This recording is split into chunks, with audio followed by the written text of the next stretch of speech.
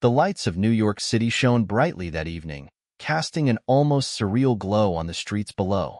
The hum of the crowd echoed around the grand ballroom as guests dressed in tuxedos and elegant gowns mingled, laughter and clinking glasses filling the air. It was one of those nights where the world felt separate, the wealthy in their glittering world, and the rest of society trying to find their place within it. In the middle of the bustling crowd, a man named Jack shuffled forward. He didn't belong here, at least not in the way everyone else did. His clothes were tattered, and his face was weathered by years of hardship. Yet, here he was, standing among some of the most powerful people in the world, at a fundraising gala where Donald Trump himself was the guest of honor. Jack didn't belong. He knew it. But somehow, he had found himself invited, not by chance, but because he was a part of a program for the homeless that the event was supporting. He didn't understand why anyone would want to listen to his story, but here he was. The security guards gave him the eye as he slowly made his way across the marble floors, his worn shoes barely making a sound against the polished surface. He felt out of place. His heart raced in his chest, and a cold sweat trickled down his back. "Just make it through this," he whispered to himself, trying to ignore the whispers and stares around him. He'd been homeless for years, but that didn't make nights like these any easier. The grandeur of the event seemed to taunt him. Every extravagant suit and designer dress, every sparkling chandelier, reminding him of everything he didn't have. Suddenly, as if in slow motion, Jack stumbled. His legs, weakened by years of malnutrition and exhaustion, betrayed him. He collapsed, sprawling on the floor right in front of the stage, directly in front of Donald Trump, who was in the middle of delivering his speech. The room fell silent. For a moment, time seemed to freeze. All eyes turned to Jack, his body lying crumpled on the floor, helpless in front of the world's most famous businessman. Jack didn't know what was happening. He was aware of the voices, the gasps, the hushed whispers. He could hear someone shouting for a medic, but it all felt so far away. And then, something unexpected happened. Donald Trump stopped mid-sentence. The crowd went still as Trump turned his gaze toward Jack. For a moment, there was no mask of confidence or showmanship, just a man watching another man struggling on the floor. Trump's face shifted, the typical bravado giving way to something unexpected. Without hesitation, he strode over to Jack. "Is he okay?" Trump's voice rang out, commanding, yet surprisingly genuine. The crowd murmured in disbelief. People had expected Trump to turn away, to ignore the scene, but he didn't. He knelt beside Jack, ignoring the whispers that started to rise around them. "What happened?" Trump asked again, his hand reaching out to steady Jack. Jack tried to speak, but the words caught in his throat. His vision blurred, the room spinning around him. He hadn't planned for this. He hadn't planned for any of it. All he wanted was to be invisible for just one night, to pretend he wasn't the same man he had been for years. "Take it easy," Trump said, his voice calm now. The harsh edges of his usual persona softened. He turned to a nearby medic who had rushed to the scene. "Get him checked out, and make sure he's okay." The crowd began to stir, but Trump didn't move away. He stayed beside Jack, offering him an unexpected kindness that no one could have predicted. As the medic checked Jack's vitals, Trump remained crouched beside him. His gaze never left Jack's face, and for the first time that night, Jack felt something he hadn't in a long time seen. The sudden compassion caught everyone off guard. The crowd, initially shocked, now watched in stunned silence. It was an unusual sight. Trump, a man known for his larger-than-life persona and controversial remarks, had just taken a moment to care for someone who had nothing.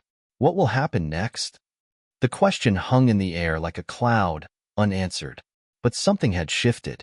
For Jack, the world that had once seemed so cold and indifferent had just opened up in a way he could never have imagined. But the biggest question of all was, what would Trump do next? Hit subscribe and leave a comment with where you're watching from. This story might just spark a new beginning. What's one thing that always pushes you forward, even when things get tough? Jack had always been a survivor, but survival wasn't the same as living, not by a long shot.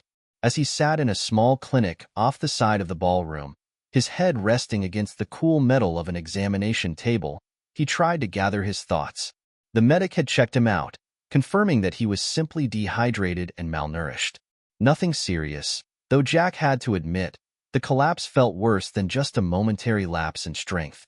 It felt like a breakdown, not of his body, but of everything he had been trying to hold together for so long. He'd been running on fumes for years now, using every ounce of energy just to keep breathing, just to keep going. But somewhere along the way, he'd stopped thinking about what it would feel like to live again. Jack looked down at his hands, rough and calloused from months spent on the streets. His nails were chipped, his skin cracked. He hadn't had a decent meal in weeks. His face bore the hollow look of someone who had given up on the idea of ever feeling whole again. A nurse walked in and gave him a reassuring smile, but Jack barely returned it. There were too many things swirling in his mind. He kept replaying the moment when he'd collapsed in front of Trump, and the even stranger moment when Trump had cared. The whole thing felt like a dream, like a scene from a movie. He had expected to be dismissed, to be left to rot like so many others in his position, but instead there was Trump. Not the brash businessman the media often portrayed, but a man who had, in that brief moment, shown a kind of humanity Jack hadn't seen in a long time. And it unsettled him. Jack wasn't always like this. He hadn't always been the man who slept on sidewalks and begged for change. No, he had once had a family, a home, a job, a future. He had been a banker, a decent one, with plans and aspirations just like anyone else. But life had a way of sneaking up on you, and in Jack's case, it had been a slow, agonizing fall. It had all started with the crash. It had been just another day at the office when Jack got the call. His wife, Lisa, was in the hospital after a car accident. The doctors said she was stable, but Jack couldn't shake the feeling that something was wrong. The moment he stepped into the hospital room, he saw it in her eyes. The weariness, the sadness, the quiet resignation that something was broken. They had tried to work through it, the accident, the financial strain, the stress. But over time, it became clear that their relationship was unraveling. Lisa had started pulling away, emotionally and physically, and Jack, in his way, had withdrawn into his work. He threw himself into his job, thinking it would solve everything. But work didn't fix broken hearts. One fateful evening, Lisa came to him with a simple but earth-shattering statement. "I can't do this anymore." And just like that, the life Jack had known was over. His wife left. His world crumbled. Months passed, and Jack tried to patch things together. But without Lisa, without the love and stability they had once shared, it felt like he was just moving through the motions. Soon, he lost his job at the bank due to downsizing. After that, the money ran out. The apartment was taken away. Everything he had worked for vanished into thin air. At first, Jack tried to find his footing. He stayed with friends, took odd jobs, but nothing seemed to stick. Eventually, the streets became his home. A street corner, a bench, a small alleyway. These became his world. He did what he could to survive, but somewhere along the way, he stopped caring about anything else. He became invisible, just another face in the crowd of people no one saw.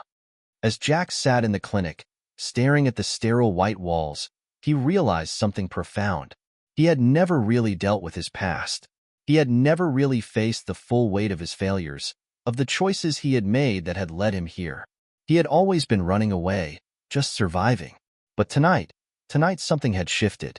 Trump, the man who seemed larger than life, the billionaire who commanded attention with a wave of his hand, who had built an empire, who had run for president. He had stopped and looked at Jack, really looked at him. He had shown compassion in a world where that was often rare. Maybe it was just a fleeting moment. Maybe it didn't mean anything in the grand scheme of things. But it felt like something important had happened, something Jack had been searching for without even realizing it. Jack wasn't sure what to make of it yet, but he knew one thing. He couldn't just let this moment slip by. He couldn't go back to the streets, to the same old routine of survival. He had to find a way to use what had happened tonight, to let it change him. As the nurse left the room, Jack glanced out the small window of the clinic. The city lights glittered outside like 1,000 little promises.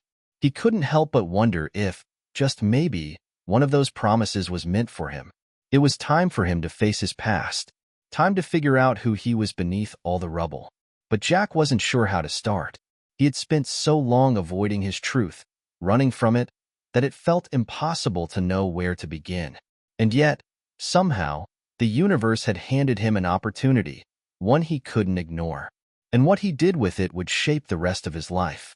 The next morning, Jack awoke in the small clinic room, the faint smell of antiseptic in the air. His head still throbbed slightly from the exhaustion and dehydration, but it was the sense of confusion and uncertainty that lingered more heavily. The moment he had collapsed in front of Trump replayed over and over in his mind. The stunned silence that followed, the way Trump had immediately knelt down beside him, the unexpected kindness he had shown. But what did it all mean? Was it genuine concern, or just another public relations move? Jack had seen enough of the world to know that sometimes, what seemed like kindness could be a calculated gesture for the cameras. Still, there was something in Trump's eyes that suggested it wasn't just for show.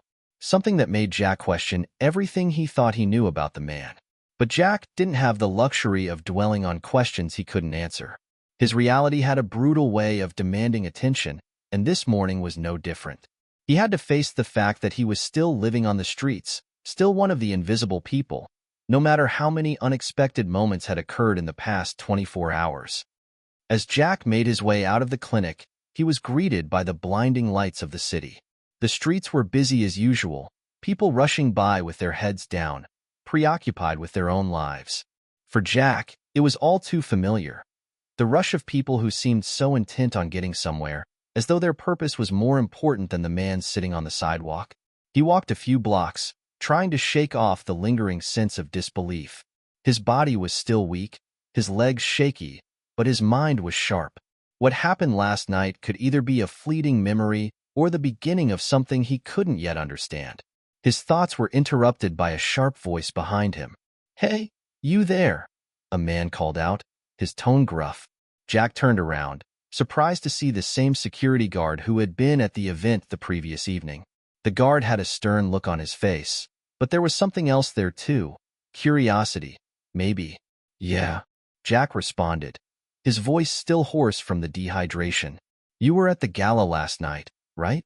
the guard asked, squinting at him. "I saw you." Collapsed in front of Trump. Jack nodded slowly, unsure of what to say. The guard paused, then said, "You know, I've worked events like that for years. Never seen anything like that. Trump, he doesn't just stop for people. Not like that. Usually, he'd let someone else handle it. But he stayed with you. That's different." Jack blinked, unsure how to process what the man was saying. "Yeah, it was strange," he muttered, feeling a bit of tension rise in his chest. The guard leaned in slightly, lowering his voice. "Listen, don't take this the wrong way, but you might want to be careful. Some people out there will try to take advantage of that moment, and it might not be good for you." Jack stared at the man for a moment, confused. "What do you mean?" The guard gave him a look that was half pity and half warning. "There's always someone who wants to make a story out of something like this. Someone who might use you to get close to Trump, or even to tear him down. Just don't get caught in the middle of it." Jack didn't know how to respond. He was just trying to get by, trying to survive. The last thing he wanted was to become part of some political game. "Just be careful," the guard repeated, then walked off, disappearing into the busy New York crowd. Jack stood there, unsure of what just happened. He had no idea what the guard meant, but something about the conversation stuck with him. He felt a growing unease, not just because of the situation with Trump, but because of the world he now found himself in. He had always lived on the outskirts of society, but now, it seemed like the world was pulling him in, whether he liked it or not. A few days passed, and the reality of the situation began to settle in. Jack couldn't stop thinking about his encounter with Trump. There were whispers in the streets, on the news, and in the papers, all talking about the incident. The moment Jack had collapsed and Trump had stopped to help him was being discussed everywhere, and it was starting to feel like the whole city was watching him. Some said it was a moment of compassion. Others claimed it was just Trump being Trump, doing what he needed to do to save face in front of his supporters.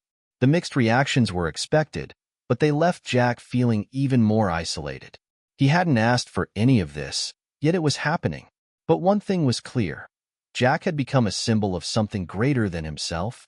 People began to approach him on the streets, some offering him money, some offering words of encouragement, and some asking him what he planned to do next. A week later, Jack received an unexpected call. "Hello?" he answered, his voice still hoarse but a little more confident. "Jack, this is Robert Morrison," the voice on the other end said. "I was at the gala the night you collapsed. I'm with the philanthropic group that's been supporting the homeless initiative." Jack didn't say anything for a moment, trying to place the name. "You may not remember me, but I was sitting with Donald Trump during the event. I've been following up on what happened since, and I think we can help you." Jack sat up straighter, the words taking a moment to sink in. "Help me? How?"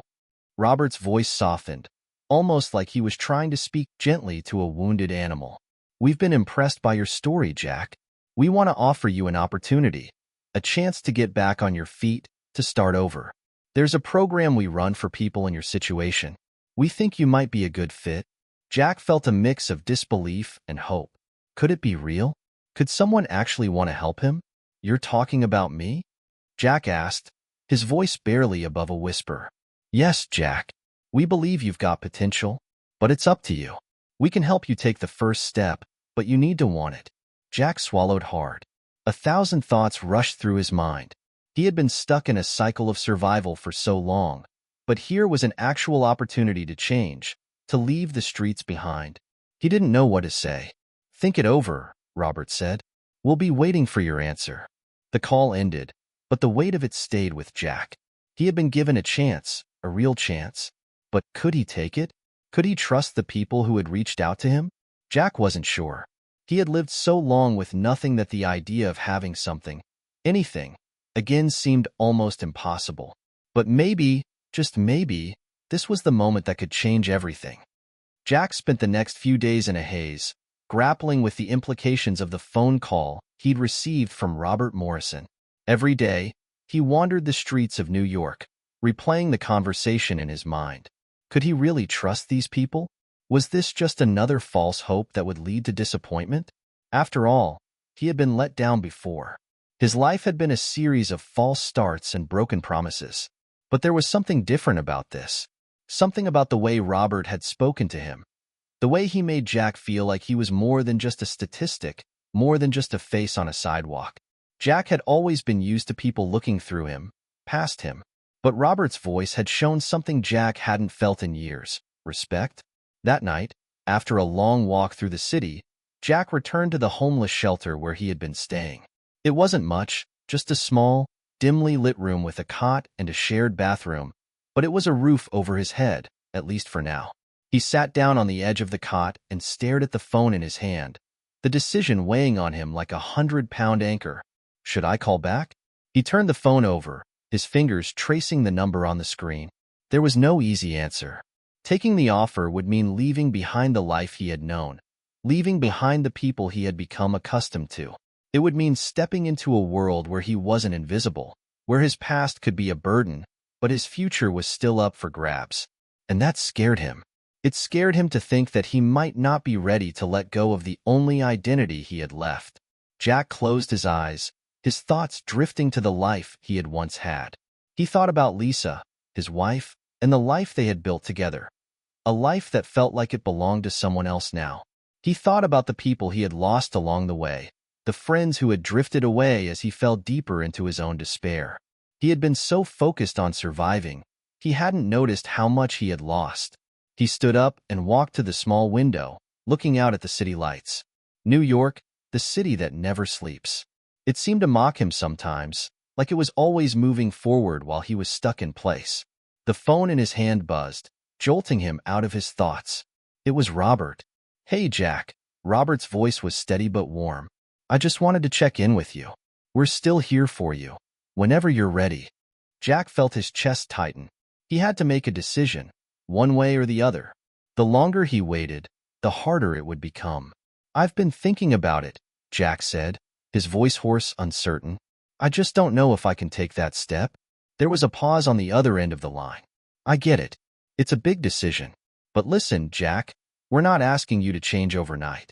We just want to give you a chance. But you're the one who has to make the choice. You're the one who has to want it." Jack swallowed hard. He had heard that before, the idea that he had to want something. But what if he didn't know how? What if the part of him that could dream had died years ago? What if he had given up on his own future before it had even begun? "I'm not sure I'm ready," Jack admitted, his voice trembling. "You don't have to be ready yet," Robert replied, his tone softer now. "You just have to be willing to try." Jack closed his eyes, the weight of it all pressing down on him. He had been surviving for so long, just getting by from day to day.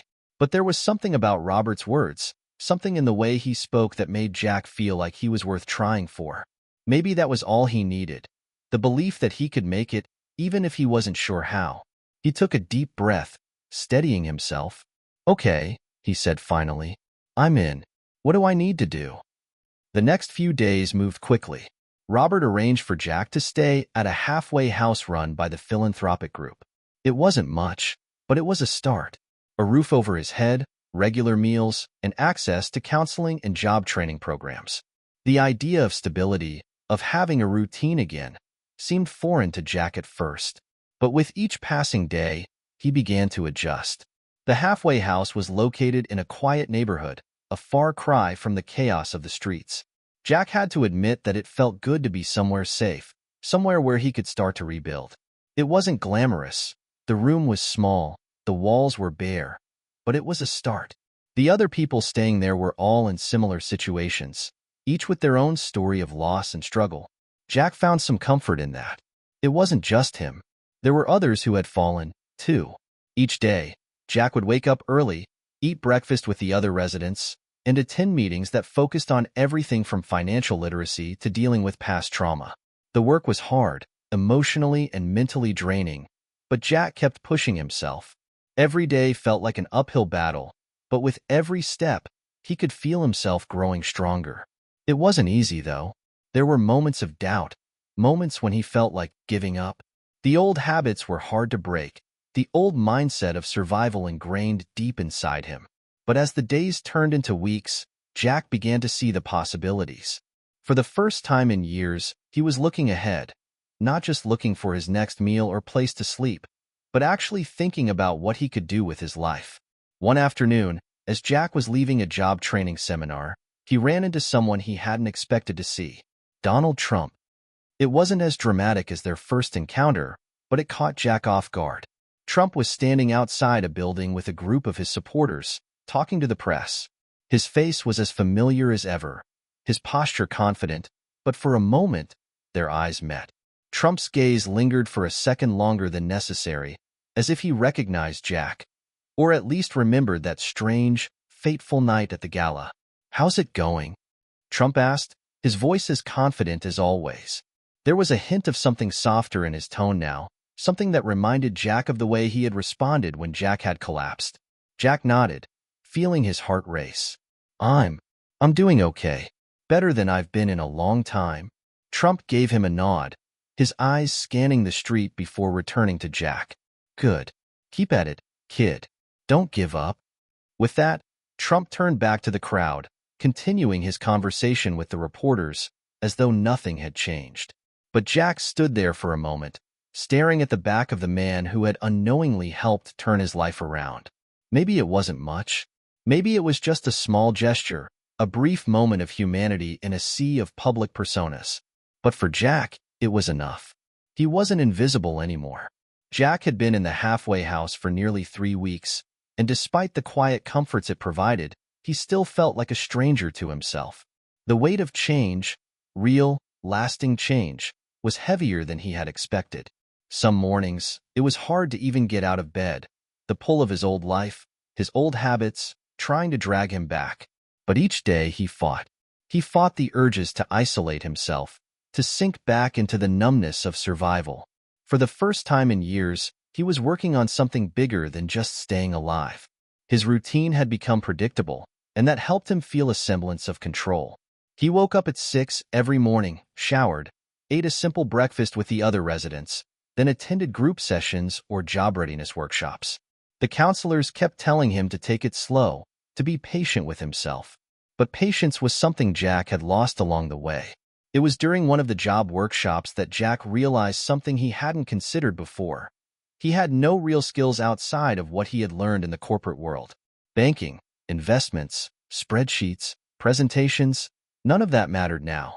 The reality of his situation was that he needed to learn something new, something practical, something that could actually get him back into the workforce. That afternoon, after the workshop, he found himself sitting in the community room, flipping through old newspapers that had been left out for the residents.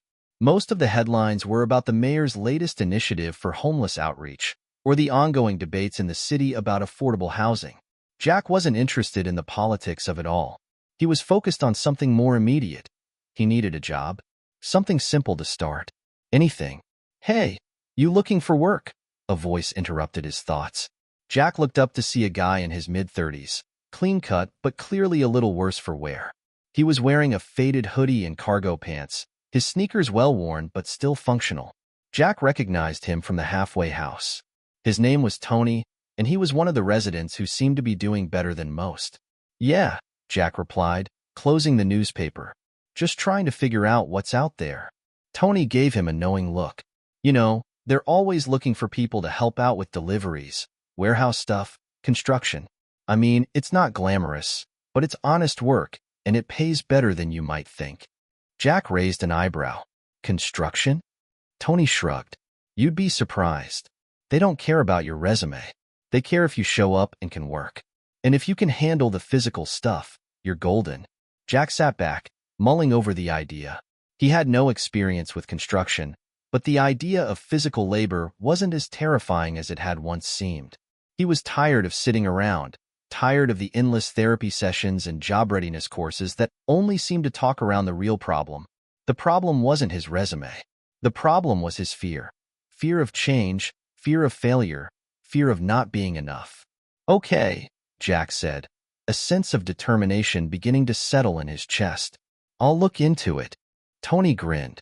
"You won't regret it. Just get your hands dirty, and things will start to click. I'll give you the number for a few places that might hire you right away." The next morning, Jack was up early. He put on the cleanest clothes he could find, the ones he had received from the Halfway House's donation program, and set out to make some calls. His heart raced as he dialed the first number. A construction company, looking for general laborers. He had no idea what he was getting into, but he had to start somewhere. By the afternoon, Jack had secured an interview for the next day. The guy on the phone had been surprisingly warm, even encouraging. "We'll get you on site for a trial run tomorrow. If you've got the work ethic, we'll talk long-term." Jack hung up the phone and sat back, feeling a small spark of hope flicker to life in his chest. It wasn't much. It was just a trial run, after all. But it was something. For the first time in a long while, he had a tangible goal. The next day, Jack stood in front of the construction site, looking up at the high-rise building they were working on. The noise of heavy equipment and shouting workers made him feel small, insignificant, and yet, he felt oddly at home.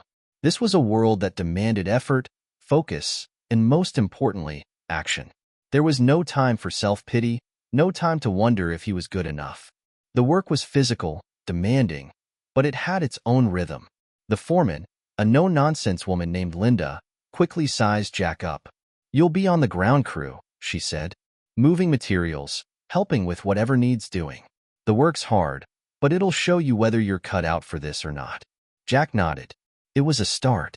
He had no idea what he was doing, but the rhythm of the work was surprisingly soothing. He spent the next several hours hauling materials, digging, and working alongside the other crew members. His body screamed with exhaustion, but it was a good kind of pain, the kind that came from putting everything you had into something that mattered.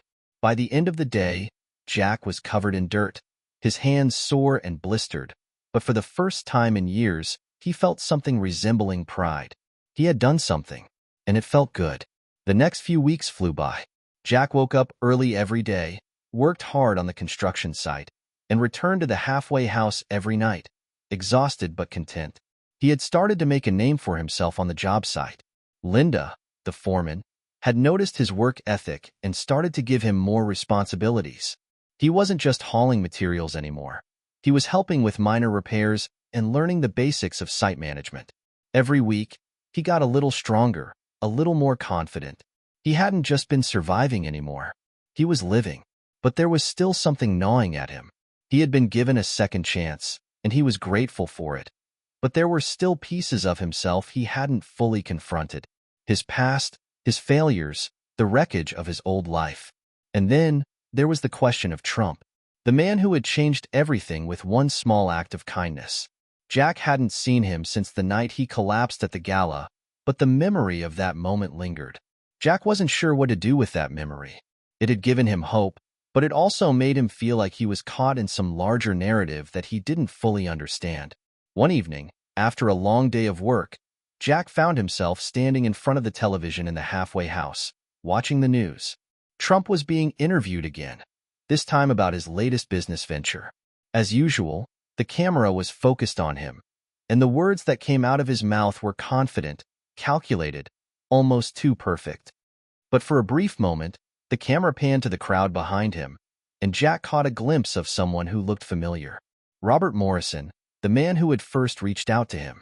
He was standing just off to the side, nodding and smiling politely as Trump spoke. Jack's heart raced as he stared at the screen. The world of his old life, the world he had tried so hard to escape, was closer than he had thought. He had no idea what this all meant, or where it would lead, but one thing was certain. He wasn't the same man who had collapsed in front of Trump. He wasn't the same man who had wandered the streets, invisible and lost.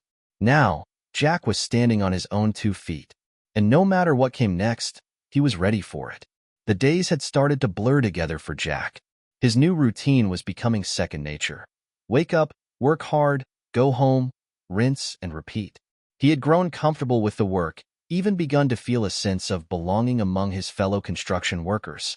The exhaustion at the end of the day was the kind of tiredness that felt earned, not the kind that came from just surviving, but from actively living.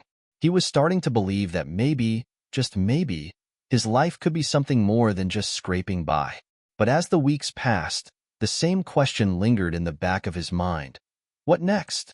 For Jack, the path forward wasn't clear. Sure, he had found a job, but could this really be all there was for him? Was construction his future, or was it just a temporary stepping stone? A way to pay the bills until something better came along? One cold Thursday evening, Jack was sitting in the halfway house's common room, watching an old rerun of The Twilight Zone when his phone buzzed. The name on the screen made his heart skip a beat. It was Robert Morrison. Jack hesitated for a moment, his finger hovering over the screen. It had been weeks since he'd last spoken to Robert, and in that time, Jack had settled into his new life, avoiding the larger questions of what it all meant. He wasn't sure if he was ready to hear what Robert had to say, but he knew that avoiding the call wouldn't make it go away. Taking a deep breath, Jack answered, "Hey, Robert. What's up?" "Jack, I've got something big for you." Robert's voice came through the phone, upbeat and confident as always. "I've been in touch with a few people, and there's an opportunity that I think you're going to want to hear about. It's a big step, Jack, one that could change everything for you." Jack's heart started to race. What was this? Another chance?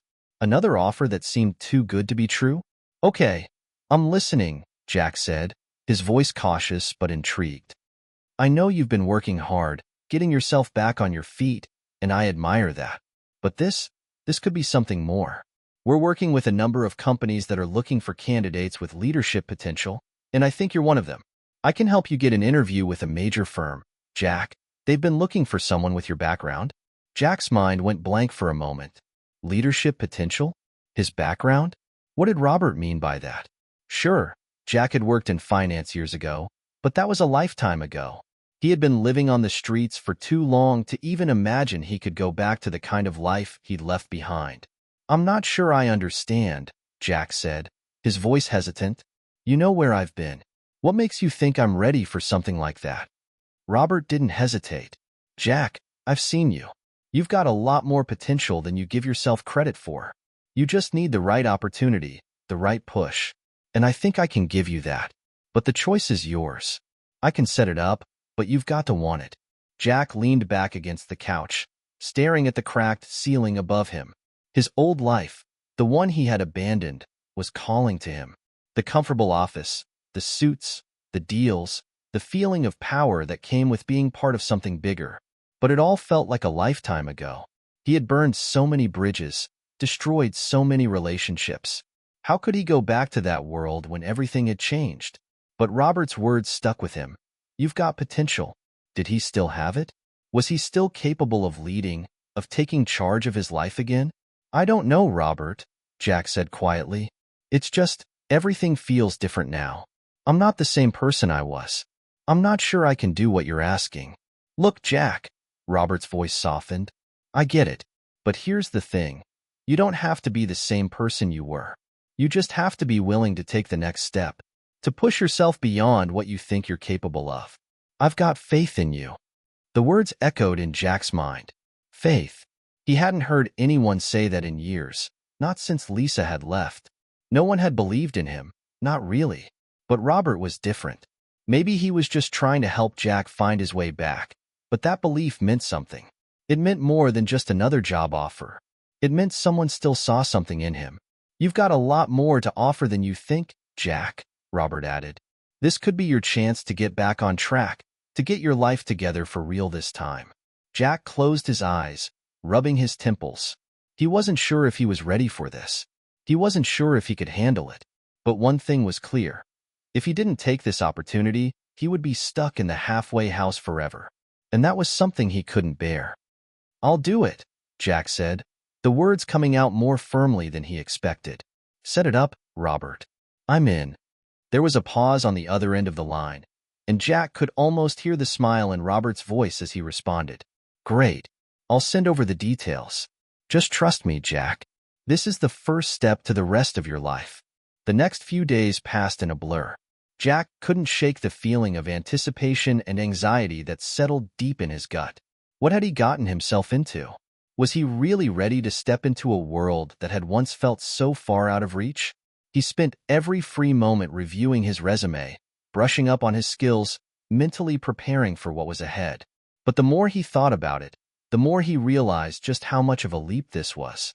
He had no idea what the interview would entail, no idea if they would even give him a chance. When the day of the interview arrived, Jack stood in front of the bathroom mirror in the halfway house, adjusting the collar of a button-up shirt that had been donated to him. It wasn't perfect, but it would have to do. His hair was still a little unkempt, and his hands still bore the calluses of a construction worker, but he felt something he hadn't felt in a long time. Hope. He arrived at the firm's headquarters early, his heart pounding in his chest. The building was massive, a sleek glass structure that seemed to rise endlessly into the sky. Jack stood outside for a moment, looking up at it, feeling a wave of doubt threaten to swallow him.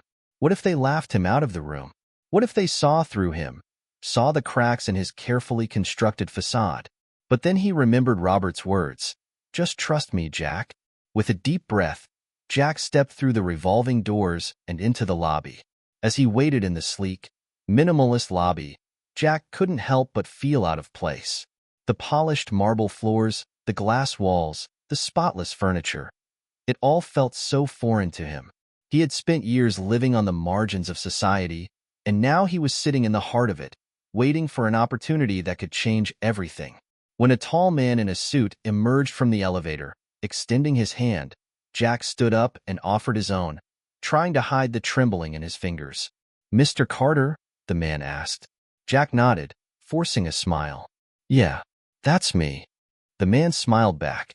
Welcome. Come on, let's talk. Jack sat nervously in the sleek, minimalist lobby of the corporate headquarters, his fingers tapping lightly against the armrest of the chair. Every glance at the shiny marble floors, every person who walked by in a crisp suit or elegant dress, made him feel more out of place.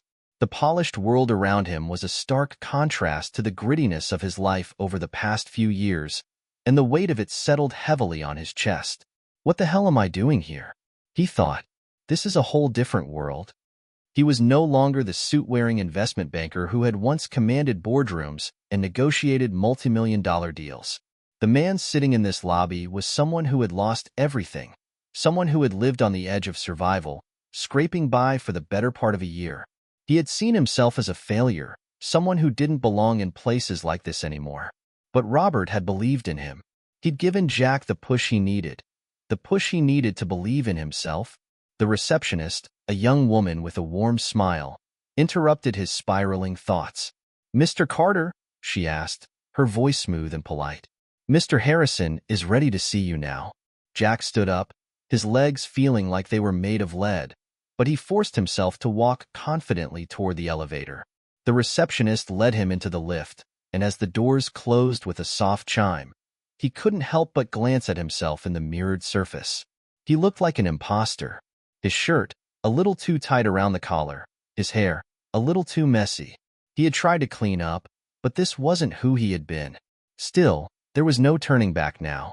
He had come this far. The elevator doors opened with a soft ding, and Jack was led down a long corridor lined with glass walls that looked out over the city. It was impressive, almost intimidating, but he took a deep breath and pushed forward. At the end of the hall was a large glass-walled office, and through it, Jack saw a man sitting behind an expansive desk. He looked calm, poised, and entirely in control. Everything Jack wasn't. The man had short-cropped dark hair, a neatly trimmed beard, and a tailored suit that looked as if it had been designed just for him. He stood up as Jack entered, extending his hand in greeting. "Mr. Carter, it's good to meet you," the man said, his handshake firm and confident. Jack swallowed hard, trying to shake the nerves that were crawling up his spine.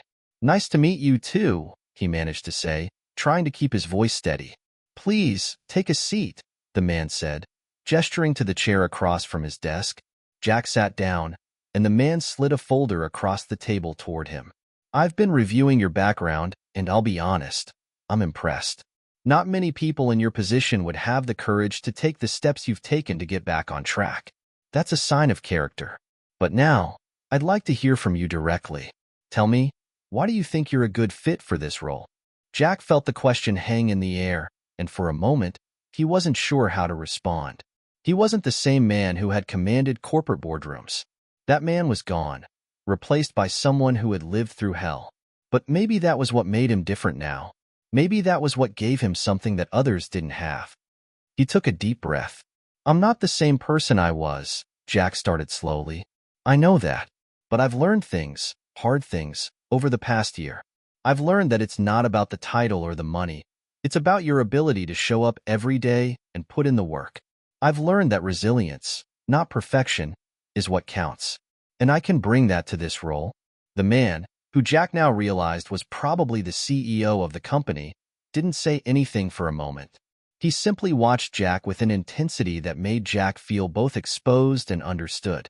Jack shifted in his seat, his nerves bubbling again. He wanted to say more, to explain himself better, but he didn't know how. Finally, the CEO spoke. "I respect that," he said thoughtfully. "Resilience is exactly what we need in this company. But you're asking for a leadership position. Do you think you're ready for that? Because it's a big responsibility. It's not just about putting in the work. It's about being able to lead others, to make decisions that impact people's lives and the future of the company." Jack's heart skipped a beat. Leadership. The word sent a shockwave of doubt through him. He wasn't sure if he could step back into that role, not after everything he had been through.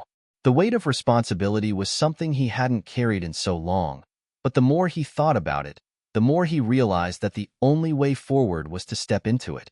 "I've led teams before," Jack replied, his voice steadier than he felt. "I've managed people, made tough calls, but I've also made mistakes. A lot of them. I've lost everything because I didn't know how to handle the pressure, how to handle myself. But what I've learned is that leadership isn't just about making the right decisions. It's about owning up to your mistakes and learning from them. It's about being human." The CEO seemed to consider this for a moment, then leaned back in his chair. "You're being honest with me, Jack. I appreciate that. Most people would be here trying to sell me some perfect version of themselves. But you're telling me about your mistakes. And that's rare." Jack felt a small surge of confidence at those words. Maybe, just maybe, he wasn't as out of place as he had thought. The interview continued for another hour, but Jack felt like he had already said the most important thing. This wasn't about fitting a mold. This wasn't about going back to the corporate world he had once known. It was about stepping into a new version of himself, one that acknowledged the mistakes of his past and was ready to do the work to build something better. Finally, the CEO stood up, signaling the end of the interview. "Thank you, Mr. Carter. We'll be in touch soon." Jack stood as well, shaking his hand one last time. "Thank you for the opportunity," he said, feeling both exhausted and oddly exhilarated. As he left the office and walked back down the long corridor, Jack's mind was spinning. He wasn't sure if he had nailed the interview, but one thing was for sure. He had given it his all. He had put his true self out there, flaws and all, and that felt like a victory in itself. Later that evening, as Jack sat on the edge of his bed in the halfway house, he couldn't stop thinking about the interview. What had seemed like an impossible leap only a few weeks ago now felt like a tangible possibility. He wasn't sure if he would get the job, but for the first time in a long while, he felt like he had a chance. He glanced at his phone, and his thumb hovered over the screen as he thought about the message Robert had sent him earlier that day. "You're doing great, Jack. Just keep being yourself." Jack smiled faintly. Being himself, that was the one thing he hadn't been able to do in years. But now, it seemed like it might be the key to everything. It had been 2 days since the interview, and Jack's mind hadn't stopped racing. Each time his phone buzzed, his heart leaped into his throat, only to sink again when it was just another spam email or a message from his sponsor reminding him about his check-in. He had given it his all. He had spoken from the heart, told his truth, and owned his mistakes. But now, as the minutes ticked by, a wave of doubt had crept in. What if they'd seen through his facade? What if they hadn't bought into the new Jack? Sitting at the small, chipped table in the halfway house, Jack stared at the cracked screen of his phone, his thumb hovering over the screen as he debated whether or not to check his messages again. The decision to keep waiting felt unbearable. His stomach churned with a nervous energy that he couldn't shake. "Maybe I'm not ready for this after all," he thought. It wasn't the first time that kind of thought had crossed his mind since he left the life of luxury behind. The past year had been a test of his resolve, and so far, it had been a brutal one. But as much as he wanted to turn away from it all, there was something inside of him, something stronger than the fear and doubt, that pushed him forward. Jack got up from the table and grabbed his jacket. He needed a walk, some fresh air, anything to clear his head. The chilly evening air slapped him in the face as he stepped outside, the streets of the city bustling with life around him, completely unaware of the turmoil raging inside him. He walked aimlessly for a while, hands shoved into his pockets, trying to distract himself from the thoughts swirling in his head. The noise of the city, the honking cars, the chatter of people, and the distant sound of music drifting from nearby bars all seemed to fade into the background. Jack's thoughts were too loud, too overwhelming. What if he failed? What if he wasn't good enough? What if he wasn't cut out for this second chance? But then, a small voice in the back of his mind cut through the noise. What's the worst that could happen? The question took Jack by surprise, and for the first time in days, he found himself pausing to consider it. What was the worst that could happen? They might not offer him the job. They might tell him he wasn't ready. They might walk away and forget all about him. But in the grand scheme of things, what would that really mean? He had nothing left to lose, and he knew that. His life had already been shattered once, and yet here he was, still standing, still fighting. Wasn't that enough? The moment of clarity hit him like a wave, and Jack stopped walking in the middle of the sidewalk. He took a deep breath, the cold air filling his lungs and clearing his mind. He had been given this chance, this shot at redemption. No more running, no more second-guessing. It was time to stop hiding from himself. He was going to face whatever came next, whether it was success or failure, because he had finally come to terms with one truth. The only way to succeed in life was to take risks, even the ones that terrified you. As he continued walking, a small but undeniable surge of confidence started to rise within him. Jack had come this far, hadn't he? Maybe he hadn't always made the best choices, but at least he was trying. At least he was willing to fight for something better. When Jack returned to the halfway house that evening, there was a message waiting for him. His heart pounded as he unlocked his phone, the screen lighting up with an email notification. He clicked on it without thinking twice. It was from Robert.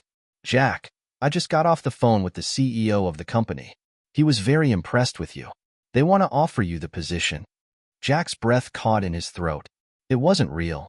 This couldn't be happening. He read the email again, his fingers trembling. "They've decided to extend the offer. I'll send you the details as soon as possible. You've done it, Jack. This is your moment. Don't hesitate. This is the start of something big. The words blurred as Jack tried to process the message. He leaned against the wall for support, his heart beating faster now. He had done it. He had really done it. The job he had once thought was out of his reach, the chance to prove himself, to rebuild his life, was now his. But as he stared at the phone screen, a new wave of doubt washed over him. Now what? He had gotten the job, yes, but this was only the beginning. He still had to prove himself all over again. And the weight of that responsibility, the fear of failing, threatened to knock him off his course. But Jack reminded himself of what he had just realized on his walk. The risks, the challenges, the fear, all of it was part of the process. If he wanted to truly take control of his life, he had to embrace that fear, not run from it. The next few days were a blur. Jack had to quickly arrange a few things: a new apartment, transportation, and all the logistics of getting settled in this new life. But despite the chaos of it all, he couldn't shake the feeling that his world was shifting in a way he hadn't expected. The person he had been was still a part of him, but so was the person he was becoming. Someone who was willing to step into the unknown and trust that he could handle whatever came next. On his first day at the new job, Jack found himself in a conference room, surrounded by a team of professionals who were already established in the company. The room buzzed with energy, and Jack's nerves flared as he introduced himself. He could feel their eyes on him, trying to assess if he belonged, if he could keep up with their pace. But as the meeting went on, something inside of Jack clicked. He wasn't just pretending to be someone he wasn't. He wasn't trying to live up to a version of himself that he had long ago discarded. He was Jack Carter, someone who had been through hell, yes, but someone who was still standing. And for the first time in a long while, he felt like he belonged. Not because of what he had been, but because of what he was becoming. The day ended with Jack sitting at his desk, reviewing some of the work he had been assigned. It wasn't glamorous work, but it felt like the beginning of something important. He wasn't sure where this path would take him, but he knew one thing for sure. He wasn't going to let fear stop him from walking it. Jack stood at the entrance of the office building, his fingers gripping the strap of his briefcase as he glanced up at the imposing structure. The glass doors slid open, revealing a sleek lobby that could have easily been mistaken for a five-star hotel. The soft hum of voices and the click of heels on polished floors seemed distant, like a dream he could hardly believe was his new reality. This was his first week at the company, and though the offer had been a validation of everything he'd hoped for, stepping into the role felt like he was walking into a foreign world. The faces that greeted him, confident, polished, accomplished, made him feel like an outsider. But Jack had made a promise to himself. He wasn't here to blend in. He was here to prove that he belonged. The elevator ride was silent, save for the faint hum of the machinery. As the doors opened to the 22nd floor, Jack's heart skipped a beat. This was it. This was where he'd either sink or swim. The offices were immaculate, with panoramic windows that offered an impressive view of the city below. Each desk was neatly organized, the people at work in perfect synchronization. A young woman at the reception desk smiled brightly when she saw him. "Good morning, Mr. Carter. Your first meeting is with the marketing team. They're expecting you in conference room A." "Thanks," Jack said, trying his best to sound confident despite the knot in his stomach. He walked toward the conference room, trying to project an air of calm, even though every fiber of his being was screaming with anxiety. As he entered the room, the team, a mix of sharp-looking men and women, turned their attention to him. They were in the middle of a heated discussion about an upcoming campaign, but as Jack stepped in, the conversation paused, and all eyes landed on him. "Mr. Carter, welcome." The voice came from a woman sitting at the far end of the table. She was mid-30s, with a no-nonsense attitude and a sharp gaze that made Jack feel both welcomed and scrutinized at the same time. "I'm Amanda. We're all excited to have you on board. What's your take on our latest project?" Jack swallowed, the familiar weight of self-doubt creeping in. He wasn't an expert in marketing, but this was his moment to prove that he could keep up, that he wasn't just some lost soul trying to stay afloat in an unfamiliar ocean. "I've been reviewing the campaign," he began, his voice steadier than he felt, "and I think you've got a solid strategy, but there's an opportunity here to connect more deeply with your audience." You're focusing on the features, but I think a more human-centered approach could give the campaign an emotional edge. People don't buy products, they buy the story behind them. The room fell silent. Jack could feel their eyes on him, waiting to see if he was all talk or if there was substance behind his words. Finally, Amanda nodded. Interesting. I like the direction you're thinking in. Let's brainstorm more on that after this meeting. The rest of the session passed by in a blur of charts, graphs, and marketing jargon. Jack listened intently, absorbing everything like a sponge. He didn't have all the answers, but he wasn't going to let his inexperience hold him back. He had spent years in high-stakes environments. After all, it wasn't the technical details that mattered to him. It was the ability to adapt, to learn, and to think outside the box. By the end of the meeting, Jack felt like he had proven something, even if it was just to himself. He didn't have to be perfect. He just had to show up and contribute. The days that followed felt like a whirlwind. Jack was thrown into several different projects, each one demanding his full attention and creativity. He found himself spending long hours at the office, pushing his limits and getting to know his colleagues.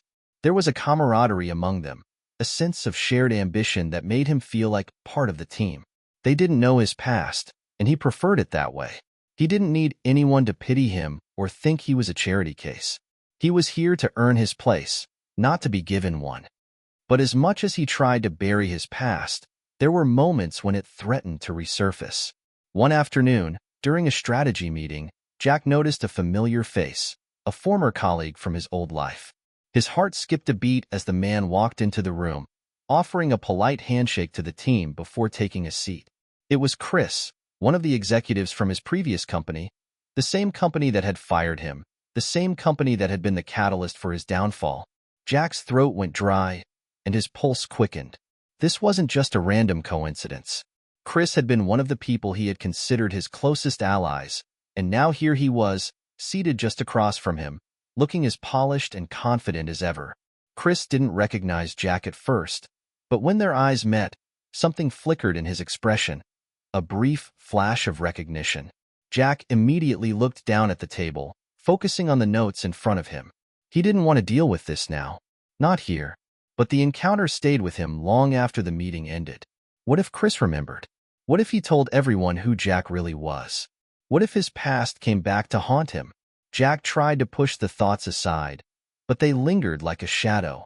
He knew that his history could either be a weight around his neck or a tool for his redemption. He had worked too hard to get here to let someone from his past tear down the progress he had made. But the fear of exposure, of being found out, was a constant companion, gnawing at him. That evening, after work, Jack went for another walk. The city was alive with energy, but the stillness in his mind made everything feel distant. He needed to process, to make sense of the emotional chaos that seemed to follow him wherever he went. He stopped at a park bench and sat down, gazing out at the skyline. The lights from the skyscrapers shimmered in the distance, a reminder of the world he had once been part of, and a world he could now be part of again, if he was brave enough to claim it. What am I afraid of? Jack thought, staring at the distant horizon. The fear that had been lurking inside him for years, the fear of failure, the fear of being exposed, the fear of not being good enough, seemed so much smaller when faced with the vastness of the world. Yes, his past was messy. Yes, he had made mistakes. But wasn't it the mistakes that made him who he was today? Wasn't it the journey that mattered? Jack stood up, his resolve strengthening. He wasn't going to let the past control him anymore. He wasn't going to let fear dictate his future. The next day at work, when Chris approached him after the morning meeting, Jack's pulse didn't spike. He stood his ground, extending his hand as if nothing had changed. "Chris, good to see you," Jack said, keeping his voice steady. Chris raised an eyebrow. "You look familiar. Have we met before?" For a moment, Jack saw the flicker of recognition in Chris's eyes. But then, just as quickly, it faded. Chris gave him a polite smile and shook his hand. "Must be from some other project," he said. "Anyway, good to see you, man. Let's catch up sometime." Jack watched as Chris walked away, and he felt a wave of relief wash over him. Maybe the past didn't have to define him after all. Maybe, just maybe, it was time to let it go. It was a Friday evening, and Jack was just wrapping up another long week at work. The excitement of his new role had begun to settle into a routine. The thrill of proving himself had faded into the predictable grind of deadlines, meetings, and performance reviews. He was no longer the new guy, but in some ways that was the problem. Jack was starting to realize that, despite his best efforts, he was still haunted by the remnants of his old life. The city outside the office windows was beginning to light up as night fell, casting long shadows across the polished floors of his workplace. Jack rubbed his eyes, trying to push away the weariness from a week of high expectations. He had given his all, but the emotional toll of the past few days was beginning to weigh him down. "Hey, Jack." Amanda's voice broke through his thoughts. She was standing in the doorway of his office, leaning against the frame with a knowing smile. "Hey, Amanda. What's up?" Jack replied, looking up from the report he was finishing. "I just wanted to check in with you," she said, stepping inside. "How are you feeling? Settling in okay?" Jack took a deep breath. "Yeah, I think so. It's been a lot to adjust to, but I'm making it work." She raised an eyebrow. "That's good to hear, but you're looking a little worn out. You're not overworking yourself, are you?" Jack chuckled softly. "I wouldn't call it overworking. Just adjusting." Amanda's gaze softened. "It's normal to feel like this at first. The job, the environment, it's a lot to take in. But don't forget to take care of yourself, Jack. It's easy to get caught up in the hustle and forget what matters." Jack nodded, appreciating her concern. He had been so focused on proving himself that he'd neglected the simple things: his health, his balance, and his peace of mind. "I'll keep that in mind." "Thanks, Amanda," he said, forcing a smile. He didn't want to admit it, but she was right. Something inside him had been slowly crumbling under the weight of his own ambitions, and he wasn't sure how much longer he could keep up the facade of having it all together. "All right, well, don't be a stranger," she said with a wink before turning to leave. "And if you need anything, don't hesitate to ask." As she closed the door behind her, Jack sat back in his chair, rubbing his temples. The pressures of his new life, the expectations, the deadlines, the constant drive to prove himself, were starting to get to him. That night, after leaving the office, Jack decided to take a walk to clear his mind. The streets of the city were alive, as usual, with people rushing by, lost in their own worlds. The distant sounds of music, laughter, and the hum of traffic seemed so far removed from the chaos in Jack's head. He tried to focus on the present, on the moment, but the thoughts of his old life kept creeping in. It was hard to ignore the shadow of the person he used to be. Despite all his efforts to change, to move forward, Jack couldn't shake the feeling that his past was never really behind him. The high-powered life, the endless nights of luxury, the fast-paced world of wealth and privilege. It was all still there, in the back of his mind, pulling at him, tempting him. He stopped at a bar near his apartment, the neon lights flickering above the entrance. He wasn't sure why he'd stopped. Maybe it was the desire to escape, even for a moment, the weight of everything he was trying to become. He pushed through the door, the sound of clinking glasses and light chatter filling his ears. A few people were gathered around the bar, laughing and chatting as they enjoyed their drinks. Jack made his way to an empty seat and ordered a drink, the cold glass a welcome distraction from the thoughts swirling in his mind. He didn't know how long he had been sitting there when the door opened, and a familiar voice broke through his thoughts. "Jack? Is that you?" Jack looked up, his stomach dropping as he saw who it was. Standing at the entrance of the bar was none other than Chris, the same Chris who had been in that meeting at work earlier that week, the same Chris who had once been one of his closest allies in the world Jack had left behind. Chris walked over to Jack with a wide grin. "Well, this is a surprise. I didn't expect to find you here." Jack stood up awkwardly, his heart racing. "Hey, Chris. Didn't expect to run into you here." Chris chuckled, pulling up a stool. "Yeah, I was just out with some old friends from the industry. Small world, huh?" Jack tried to keep his composure, but inside, he was struggling. The last place he wanted to be was in a bar, face-to-face with someone from his old life. The temptation to slip back into that world, the world where he had been someone important, someone powerful, was overwhelming. "So," Chris began, "how's the new gig treating you?" You're still with that company, right? Jack hesitated, his eyes flicking to his drink. Yeah, it's going well. Still getting used to everything, but I think it's a good move. Chris leaned back in his seat, a thoughtful look on his face. You know, when I heard you'd left, I didn't get it. You had everything, the cars, the house, the money. What made you walk away from all that? The question hit Jack like a gut punch. He didn't know how to answer. The truth was, he had left because he had lost everything. But more than that, he had walked away to find something real. But could he admit that to Chris? Could he explain that the luxury, the success, had been hollow, and that all he really wanted now was to find peace? Instead of answering, Jack simply shrugged. I guess I just needed a change.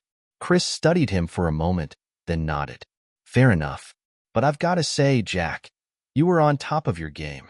You had everything anyone could want. I still don't get it. Jack's stomach twisted, and he felt the old pull of temptation. Maybe he was right, Jack thought. Maybe I could just slip back into that life. Just for a night. Just to feel something different. But then, he caught sight of his reflection in the bar's mirror. For the first time in what felt like forever, Jack saw someone who wasn't the man he had once been. Someone who was trying, really trying, to be better. He was no longer the high-powered executive drowning in excess. He was Jack Carter, a man who was still finding his way, but doing it on his own terms. With a sigh, Jack looked back at Chris, shaking his head. I don't think I want that life anymore. Chris gave him a confused look, but Jack didn't explain further. He wasn't ready to justify his decisions. He just knew that, in that moment, he had made the right choice. As Jack left the bar that night, the cool night air felt like a cleansing breath. The encounter with Chris had stirred up emotions he wasn't ready to deal with, but it had also reinforced the reason why he was working so hard to rebuild his life. The temptation to return to his past would always be there, but Jack was finally learning to walk away from it. He wasn't going back. Not this time. The weekend came and went in a blur for Jack. He had spent Saturday and Sunday going over his work, catching up on projects, and pushing aside the nagging thoughts that had started to resurface. The encounter with Chris at the bar had stirred something inside of him, a reminder of what he had left behind, but also of why he had left it all in the first place. But the emotional weight was becoming harder to ignore. The line between his old life and his new one was starting to blur, and Jack was finding it increasingly difficult to hold on to his sense of identity. Monday morning arrived, and Jack felt the familiar pressure building in his chest. He had an important presentation to make that day to the board of directors. The stakes were high, and his reputation within the company was on the line. The hours leading up to the meeting were filled with a mix of excitement and dread. He knew his ideas were solid. He had been working on this strategy for weeks, staying up late to perfect the details. But it wasn't the work itself that had him nervous. It was the looming presence of the people in the room. The board of directors was composed of people who had built empires, and Jack couldn't help but feel like an imposter, walking into that room as if he were still just the guy who had been fired and abandoned everything. At 10 a.m., Jack walked into the conference room, trying to push aside the anxiety that had been creeping in. The table was surrounded by executives, all of them sitting with their arms crossed, watching him with calculating eyes. Amanda was sitting at the head of the table, offering him a reassuring smile as he took his place in front of the projector screen. Jack, we're excited to hear what you've come up with, Amanda said, her voice steady but warm.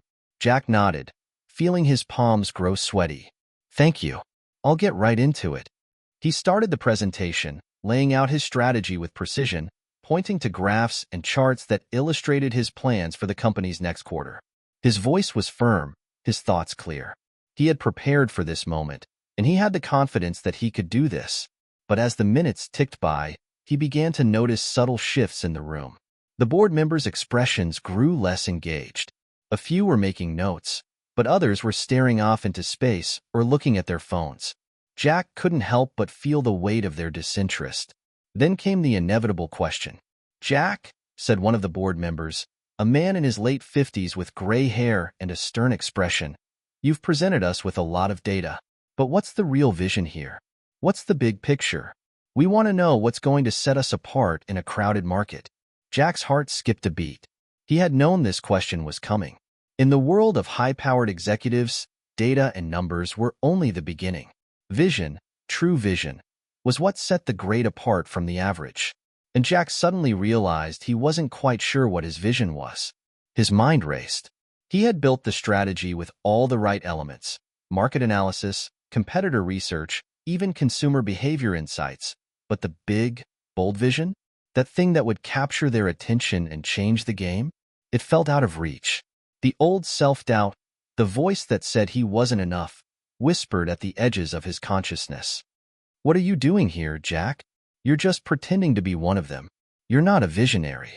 You're not like these people." Jack's throat went dry. His hands trembled slightly as he gripped the remote to switch slides. The pressure in the room was suffocating, and he could feel the eyes of every board member on him, waiting for him to answer. But in that moment, something inside Jack clicked. He had come this far by being honest with himself, by refusing to play the part of someone he wasn't. Maybe this was his moment to show them who he truly was. Not just another executive with a fancy presentation, but a person who had been through the fire and come out stronger. Jack cleared his throat, standing taller, and looked directly at the board member who had spoken. "The vision," he began, his voice more confident than he felt. "It's not just about outperforming the competition. It's about creating a legacy of innovation. We've been playing it safe for too long, and that's what's keeping us from truly standing out. The market is ready for disruption. The world is ready for something different, something fresh." The room fell silent. Jack paused, allowing the words to sink in. "We're not just going to be another player in the industry. We're going to redefine the industry. We have the tools. We have the talent. What we need is the courage to take risks, to think bigger, to create something that makes people stop and take notice." For a moment, the board members exchanged glances, their faces unreadable. Jack held his breath, praying they would understand what he was trying to convey. Finally, Amanda spoke. "I like it," she said, her tone thoughtful. "You've got a vision, Jack. It's bold. It's ambitious. Let's explore it further." Jack exhaled, the tension in his shoulders easing. He had done it. He had found his voice, not just as a professional, but as someone who had finally begun to believe in the value he could bring to the table. The rest of the meeting was a blur, but Jack had already won. It wasn't just about the numbers anymore. It was about owning his vision, about standing confidently in who he had become, not who he thought he had to be. That night, as Jack left the office, a wave of exhaustion washed over him. But there was also a sense of pride. He had survived his first major test at the company, and not only that, he had passed it. He had faced the hardest part of himself, the part that doubted, the part that wanted to shrink back into the shadows of his past, and had come out stronger. He was walking home, his mind buzzing with the events of the day, when his phone buzzed in his pocket. He pulled it out, expecting an email or a work notification, but instead, it was a text message from an unknown number. "I heard about your presentation. It was impressive. You're making all the right moves." Jack stared at the message for a moment, unsure of who it was from. He didn't recognize the number, but the message itself felt familiar. It was supportive, but there was something in it that made Jack's stomach tighten. Who could it be? Before he could respond, another message appeared, this time with a single line of text. "Don't think for a second that you've escaped. The past never stays buried for long." Jack's heart froze. The voice in the message wasn't just ominous. It was personal. The past was coming for him. He could feel it. But now, more than ever, Jack knew he couldn't let it pull him back into the darkness. The text message had unsettled Jack more than he cared to admit. He had spent the rest of the evening tossing the phone in his hand, staring at the words over and over again. The past never stays buried for long. It wasn't just a threat. It felt like a warning, like a promise that his old life wasn't done with him yet. Jack had worked hard to leave his past behind. He had spent years rebuilding himself, reinventing who he was and what he stood for. But now, it seemed like those old ghosts were starting to creep back into his world. The next morning, Jack woke up feeling restless, his mind spinning from the unknown threat hanging over him. He had always been someone who prided himself on staying in control, but now, for the first time in a long while, he felt like he was losing his grip. He grabbed his phone, half expecting another message, but there was nothing. Just the usual notifications, emails, work reminders, text from friends and family. But he couldn't shake the feeling that someone, somewhere, was watching him. At work, Jack's mind wasn't on his tasks. The message had stayed with him all day, constantly nagging at the back of his thoughts. He tried to focus on his meetings and emails, but every time his phone buzzed, he jumped. The feeling of being stalked, of being pursued by something he couldn't see, grew stronger with every passing hour.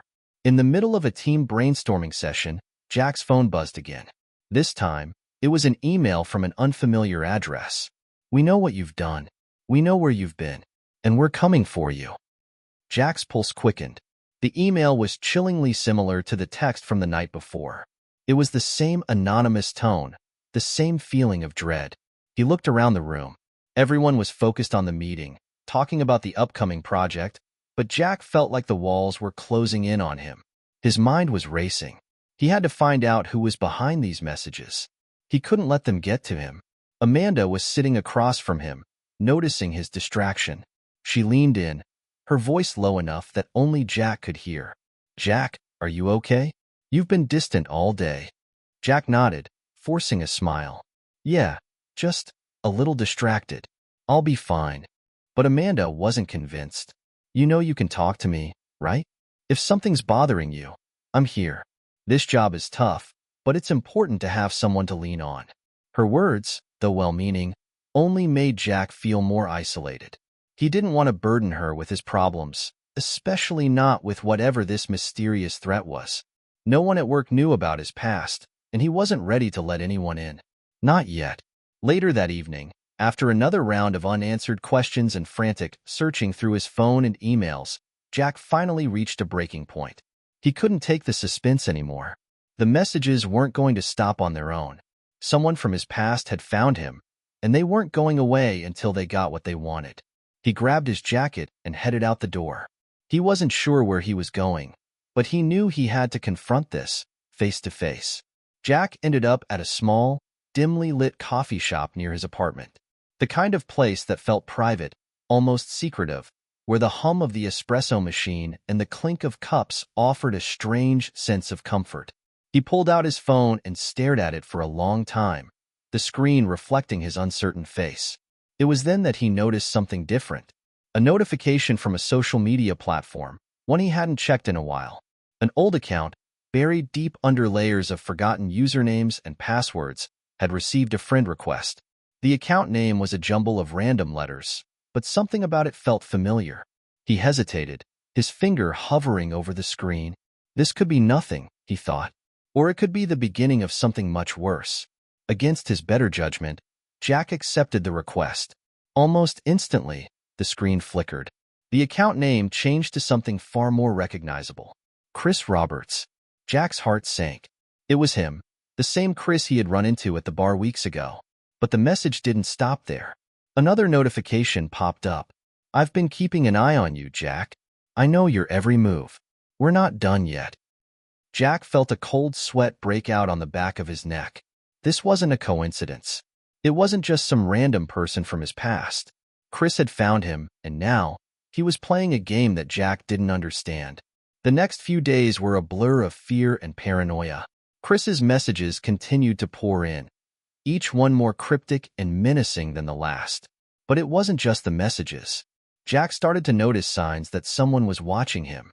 His apartment door, which he always locked, would sometimes be slightly ajar. His car would be parked a little too far from the curb, as if someone had been going through it. Every time Jack looked over his shoulder, it felt like someone was there. But what could he do? How could he confront someone he wasn't even sure was real? Chris wasn't just an old acquaintance. He was a phantom from Jack's past, someone with the power to pull strings from the shadows. One night, as Jack sat in his living room staring at his phone, the doorbell rang. He wasn't expecting anyone. His heart raced as he stood up and walked cautiously toward the door. He peered through the peephole. There was no one there. But on the doorstep was an envelope. No return address, just a simple seal in red wax. Jack's hands trembled as he opened it, revealing a single sheet of paper. Written in neat handwriting were the words, "I told you, Jack. The past never stays buried for long. You can't run from it. His mind spun. It wasn't just the email. It wasn't just the messages. It was something deeper, something darker. Whoever was behind this, whoever was pulling the strings, knew everything about him. They knew his every move, his every decision. Jack had no choice now. He couldn't keep running. The next morning, Jack knew what he had to do. He couldn't stay in the shadows any longer. He had to confront Chris, face to face. He wasn't going to let his past control him anymore. But as Jack walked toward the office, determined to take back control of his life, one thought gnawed at the back of his mind. What if this was just the beginning? The tension in Jack's chest was nearly unbearable as he sat at his desk the next day, staring at his phone. It had been almost 24 hours since he had received the last cryptic message from Chris, and the phone calls, the texts, and the eerie encounters were beginning to feel like a suffocating fog. Every knock at the door, every rustle outside his window made his heart race. There was no escaping it now. His past had found him, and it wasn't going to let go without a fight. Jack's mind was set. He had to confront Chris, not just in words, but face to face. He couldn't let this shadow hang over him any longer. There was too much at stake, both for his career and for his own sense of peace. He wasn't just going to sit back and wait for Chris to make the next move. He was going to take control, for once and for all.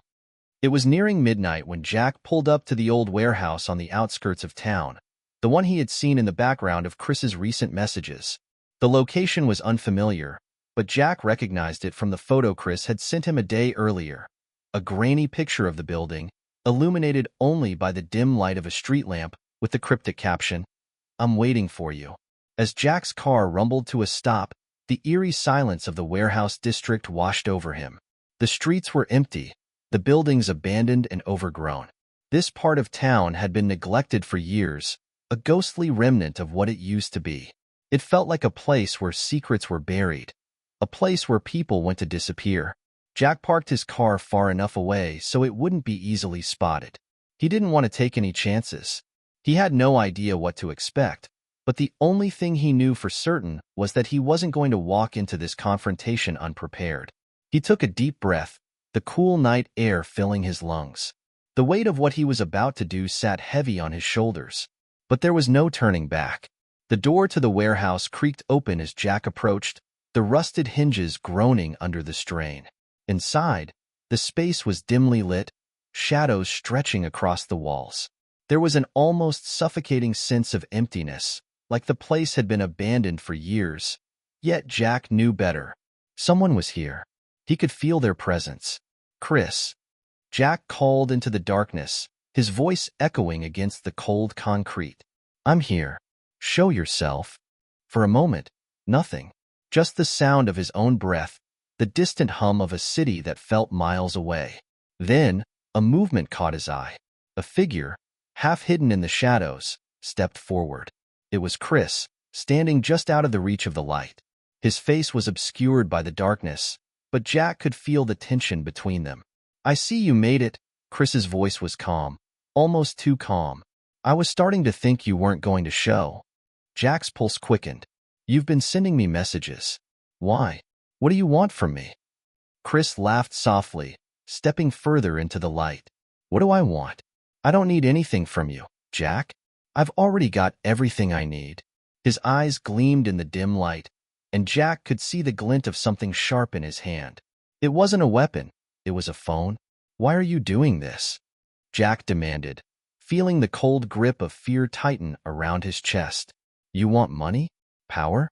What do you think you're going to accomplish with this?" Chris's eyes darkened.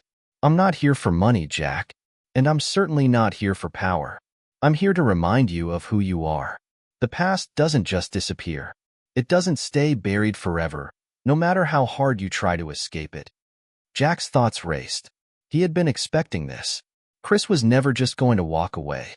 But what was the real reason behind all this? Was this just about revenge, or was there something more to it? "You don't know anything about me," Jack said, his voice steadier than he felt. "I've changed. I'm not that guy anymore." Chris smiled, his expression unnervingly calm. "I know more about you than you think, Jack. More than you've ever wanted anyone to know." He paused for a moment, letting the words hang in the air. Then, with a sudden movement, he tapped his phone screen, and a video began to play. Jack froze, his blood running cold as he saw the images unfold on the screen. It was a video of him, Jack, from years ago. He was younger, thinner, less confident. And in the video, Jack was arguing with someone. An older man, someone Jack recognized instantly. It was his father. Jack could feel his stomach twist into knots as he watched the heated exchange unfold. The words were sharp, the tone angry. His younger self was shouting, pointing fingers, accusing his father of betrayal and abandonment.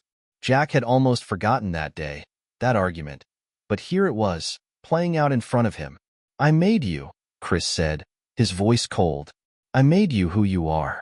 And I'm the reason you left. The reason you ran away from your family, your past, your responsibility." Jack's mind reeled.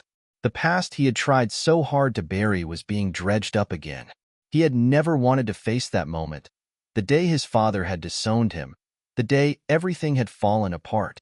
He had left, cut ties with his family, run away from the life he had once known.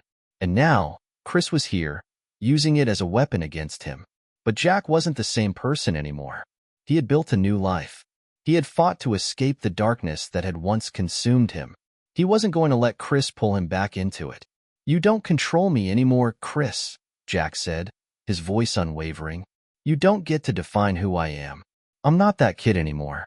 I've worked my ass off to get where I am, and I won't let you ruin it." Chris stared at him, his expression unreadable. Then, after a long moment, he lowered the phone and let out a low chuckle. "You really think it's that easy? That you can just walk away from all of this? It's not over, Jack. It's never over." Jack turned and walked out of the warehouse, his heart pounding in his chest. He had confronted Chris, faced the demons of his past, and somehow survived. But the weight of the encounter hung heavy on him. Chris wasn't finished yet. Jack knew that now. He had barely scratched the surface of whatever game Chris was playing. But as Jack made his way back to his car, one thing was clear. No matter how deep the shadows of his past reached, Jack was no longer afraid to face them. The weeks following Jack's confrontation with Chris felt like a delicate balance between control and chaos. Jack had hoped that standing up to Chris would bring some semblance of closure, but instead, it seemed to only escalate the situation. Chris's presence loomed over him more than ever. The phone calls didn't stop.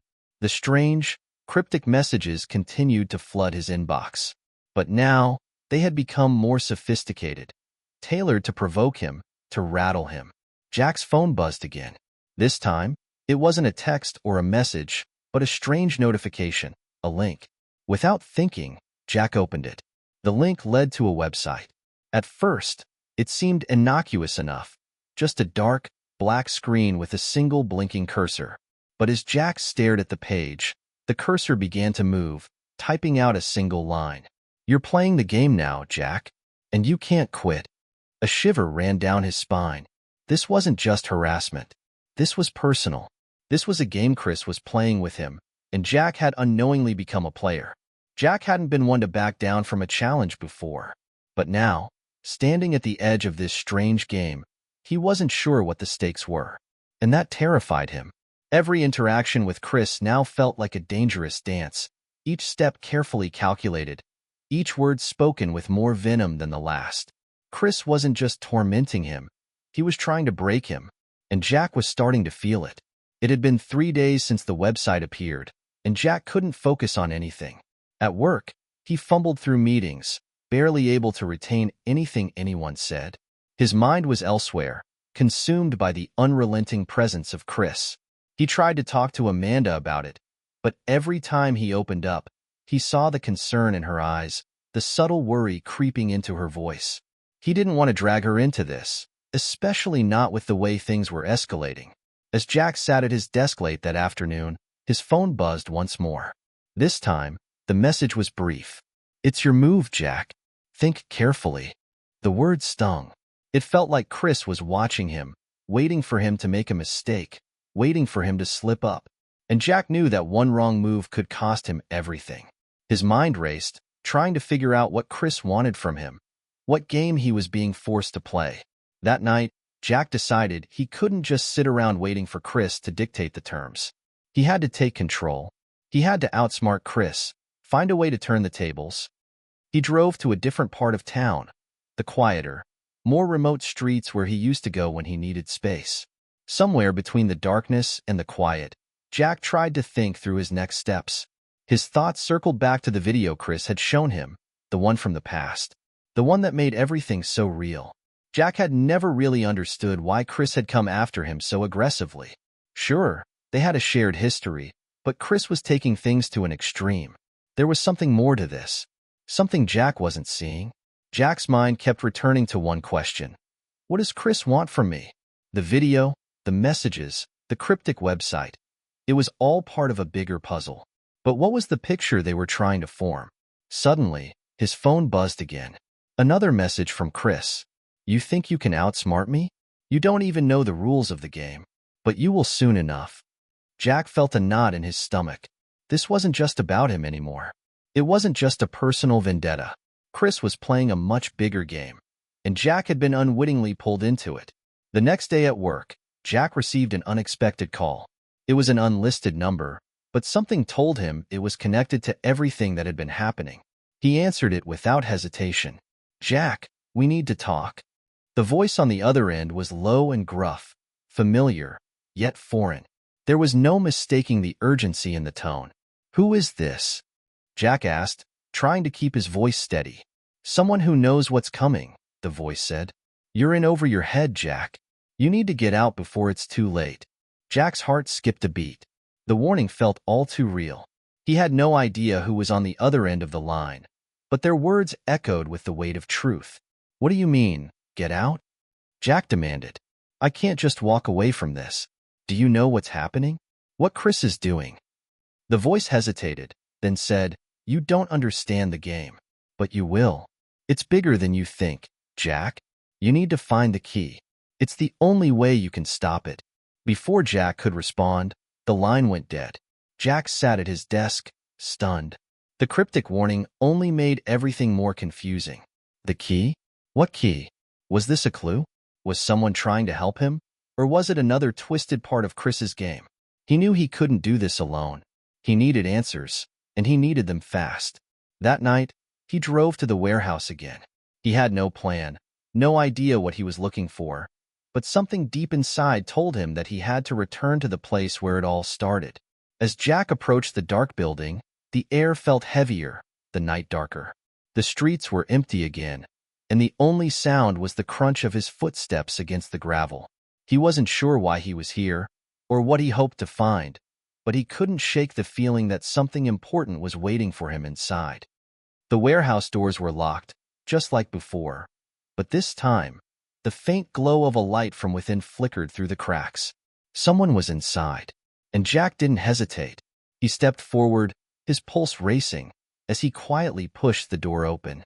Inside, the warehouse was dark and silent, except for the low hum of a computer in the corner. And there, standing next to it, was Chris, as if he had been expecting Jack all along. Welcome back, Jack, Chris said with a slow smile. I thought you'd figure it out eventually. Jack's heart pounded. What is this, Chris? What's the game? Chris stepped forward, his face illuminated in the flickering light. It's not about the game, Jack. It's about you. Your past. Your choices. You've been running for too long, and now, it's time to face the consequences. Jack didn't know what that meant, but something in Chris's eyes told him that everything was about to change. This wasn't just a game anymore. It was a fight for Jack's future. And for the first time, Jack didn't feel afraid. He was ready to play. The days after his confrontation with Chris in the warehouse were a blur. Jack barely slept, his mind constantly racing through the labyrinth of clues Chris had planted, trying to piece together what it all meant. He kept replaying the words Chris had said, It's about you. Your past. Your choices. The feeling of being trapped in a game had only intensified. Jack couldn't shake the sense that each move he made, each decision, was being watched, measured, and manipulated by Chris. But what was the ultimate goal? Was Chris trying to destroy Jack, or was there something more sinister at play? Jack sat at his kitchen table that morning, scrolling through his phone, trying to make sense of the cryptic warning he had received on the phone. Find the key. It's the only way you can stop it. The message was unsettling. Who was the mysterious caller? And what did they mean by the key? Jack thought about the word for hours, trying to come up with any connections. The only thing that came to mind was his father. The argument he had with his father years ago.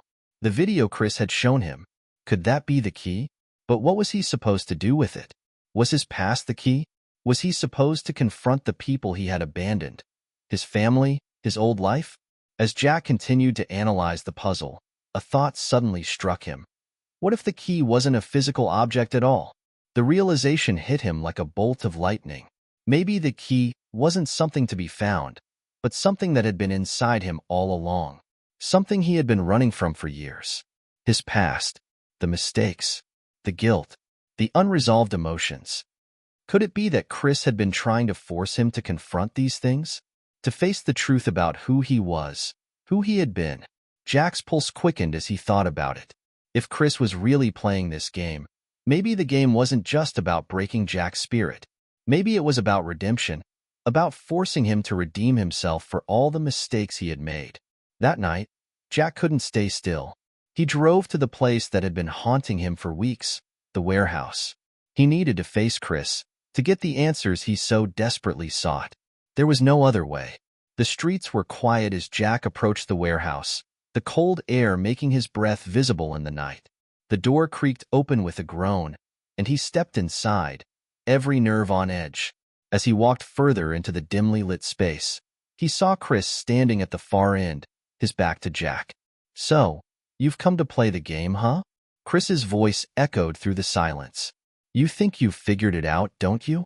Jack stepped forward, his voice steady. "I think I know what you want, Chris. You want me to face my past. But I don't think you're doing this just to hurt me. You're trying to make me see something. You want me to admit something."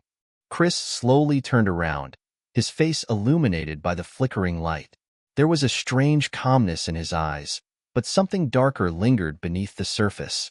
"You've always been good at pretending, Jack. Pretending that you're someone you're not. Pretending that you've left everything behind. But the truth is, it's never really gone, is it?" Jack's heart raced. He could feel the weight of Chris's words sinking in, digging deeper into his soul. "What do you want from me, Chris?" Jack asked again, his voice raw. "What's the point of all this? Why are you doing this to me?" Chris chuckled softly, stepping closer. "It's simple. You think you can escape the past, that you can bury it, but it's not that easy. The game isn't about me, Jack. It's about you." Jack took a deep breath, steadying himself. "So, what's the key? How do I stop this?" Chris's smile twisted into something almost sinister. "The key, Jack, is forgiveness. You've spent your entire life running from the people you've hurt, the choices you've made. But until you learn to forgive yourself, none of this will end. The game will never stop. It'll keep pushing you, forcing you to confront your guilt until you finally face it." Jack felt his stomach turn. Forgiveness? Was that really it? He had tried so hard to bury the shame, to forget about the people he had abandoned, the relationships he had torn apart, his father, his mother, Amanda, his old friends. He had run away from them all, convinced that starting fresh meant erasing the past. But could it be that Chris was right? Could the key really be that simple, that he needed to forgive himself? Jack spent the next few days in a haze of reflection. The messages from Chris continued, each one more cryptic than the last, but Jack didn't react. Instead, he focused inward, confronting the feelings he had buried deep for years. He reached out to his family, his mother first. He called her, hesitated, then finally spoke. "Mom, I've been thinking a lot lately about the past, about everything I've done." She was silent for a moment on the other end of the line. Then, softly, she said, "Jack, I've always known you'd come back. You don't have to carry that weight alone." Tears welled up in Jack's eyes. The conversation wasn't easy. It was messy and painful, but it was a start. He wasn't sure what it meant yet, but it felt like a breakthrough. He wasn't ready to confront everything. Not yet. But at least he was no longer running. The following weekend, Jack made a decision. He would go see his father. It had been years since they had spoken. The last time they were in the same room, things had ended in anger and bitterness. But Jack was no longer the angry young man he once was. He was someone who had learned the hard way that you couldn't move forward if you were constantly looking back. He arrived at his father's house early in the afternoon. It was a modest home on the outskirts of town, the kind of place that felt both familiar and foreign to him. As he approached the door, his heart hammered in his chest. Jack knocked, his breath shallow, his palms sweating. The door creaked open slowly, and there, standing in front of him, was his father. "Jack," his father said, his voice low but steady. "I never thought I'd see you again." Jack swallowed hard, his throat tight with emotion. "I know I hurt you, Dad. I know I walked away when you needed me the most. But I can't keep running from what I did. I want to make things right." There was a long pause before his father spoke again. "You don't have to make things right, Jack. You've been punishing yourself for years. I've always loved you, even when you couldn't see it. Forgiveness, it starts with you." Jack stepped forward, finally letting go of the pain he had been carrying for so long. The weight that had burdened him for years began to lift as he embraced his father, the past slipping away, piece by piece. The game was far from over. Chris still had a hold on him, but Jack knew now that the key wasn't about defeating Chris. It wasn't about winning the game. It was about confronting the parts of himself that he had been running from for so long.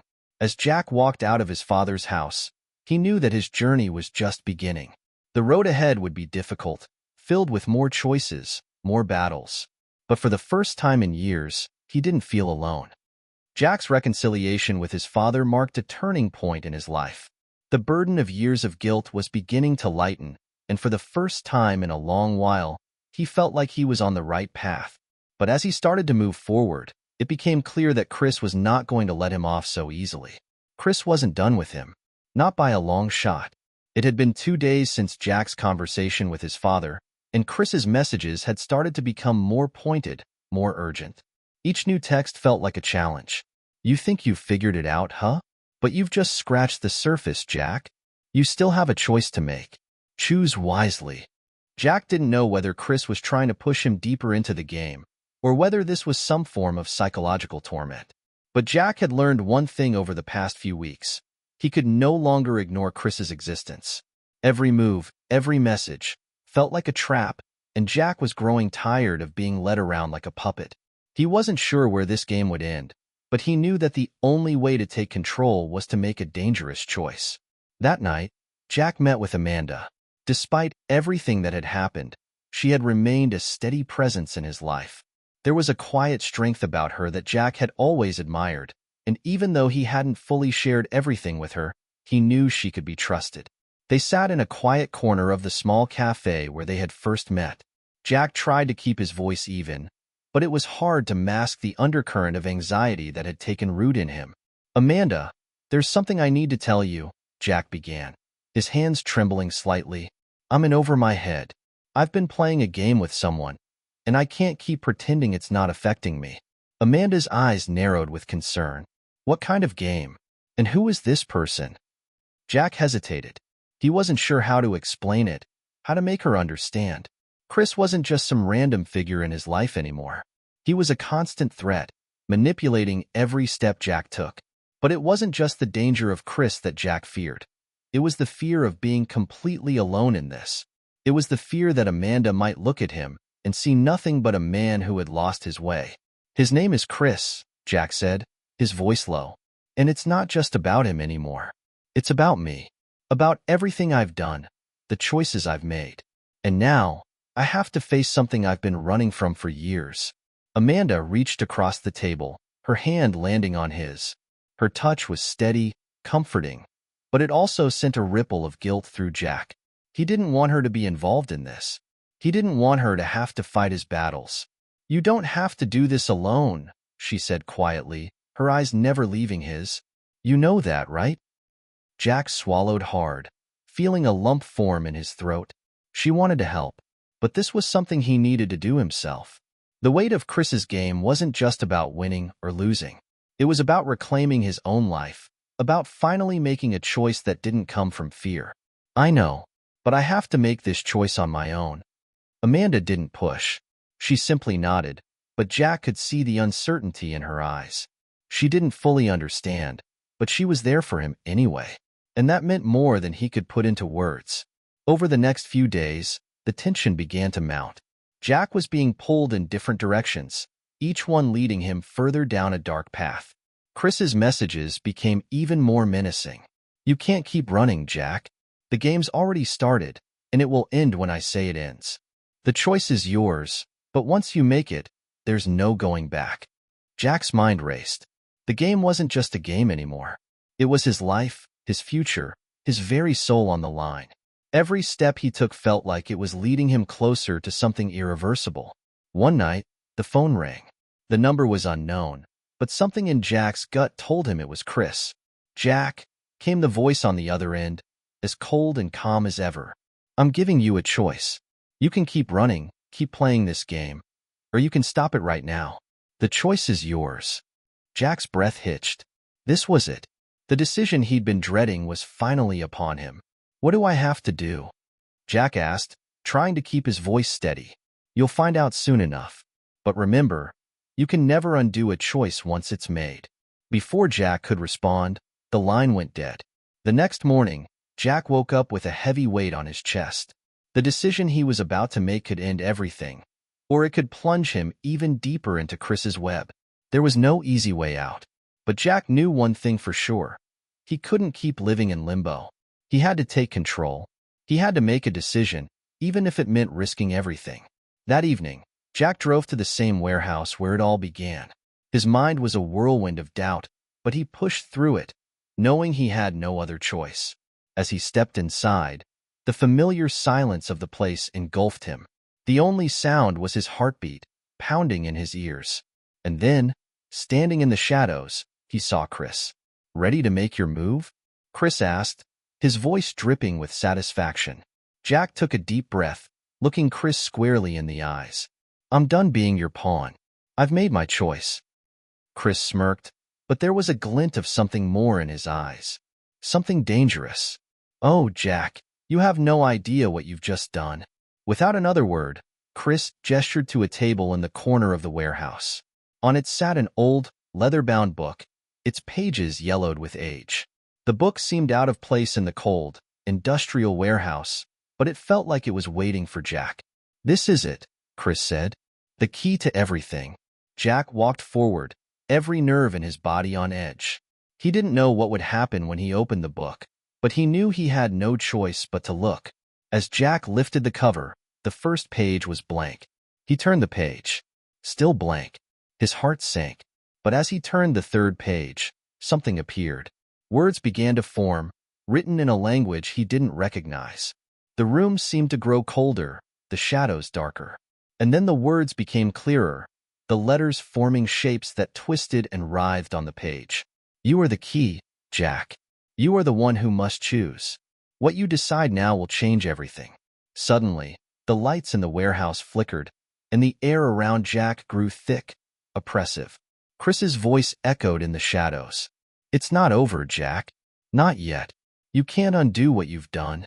Jack's heart pounded as he stared at the page in front of him. He was standing at a crossroads, one that would change the rest of his life. The game wasn't just a test of his resolve anymore. It was a test of his very identity. The air in the warehouse seemed to thicken, suffocating Jack as he stared at the pages of the leather-bound book. The strange, foreign letters twisted and turned on the page before his eyes, almost as if they were alive. The room was silent, save for the sound of his own racing heartbeat. Chris stood in the shadows, watching with a quiet intensity, a small, knowing smile playing at the corners of his lips. Jack felt the weight of the moment. His mind raced as he looked from the book to Chris and back again. This was it. This was the moment that would define everything. No more running. No more games. The decision Jack was about to make wasn't just about him anymore. It was about everything he had done, every choice he had made, and the consequences of those choices. But the question remained, what exactly was the right choice? Chris's voice broke the silence, smooth and chilling. "You've spent so much of your life trying to outrun the past, Jack. But now, you're faced with the only choice that matters. You can either step back into the game, continue playing by my rules, and watch everything burn. Or you can choose to end it all. End the game. End the manipulation. But be warned. Once you choose, you can never go back. Jack's throat tightened. The weight of Chris's words seemed to press down on him. He had no idea what was at stake, no idea what this final choice would mean. But deep down, he knew he couldn't live in this purgatory forever. He had to make a stand. It was time to stop being controlled. Jack closed his eyes for a moment, letting the weight of the decision settle over him. He thought back to everything that had brought him to this point. The lies, the manipulations, the betrayals.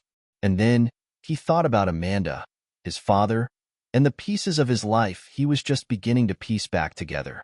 They had always told him that no matter how far you ran, your past would follow. But now, in this moment, he realized something. He didn't need to outrun it anymore. Opening his eyes, Jack placed the book back on the table and slowly turned to face Chris, who was watching him intently, as if savoring every moment. Jack's voice was steady, though his heart was pounding in his chest. "I'm done with this game, Chris," Jack said. "I'm done running, done hiding from who I am, and done letting you manipulate me. This ends now." For a moment, there was silence. Chris's smirk faltered, just slightly, but his eyes remained locked on Jack's. Jack felt a surge of determination rise up in him.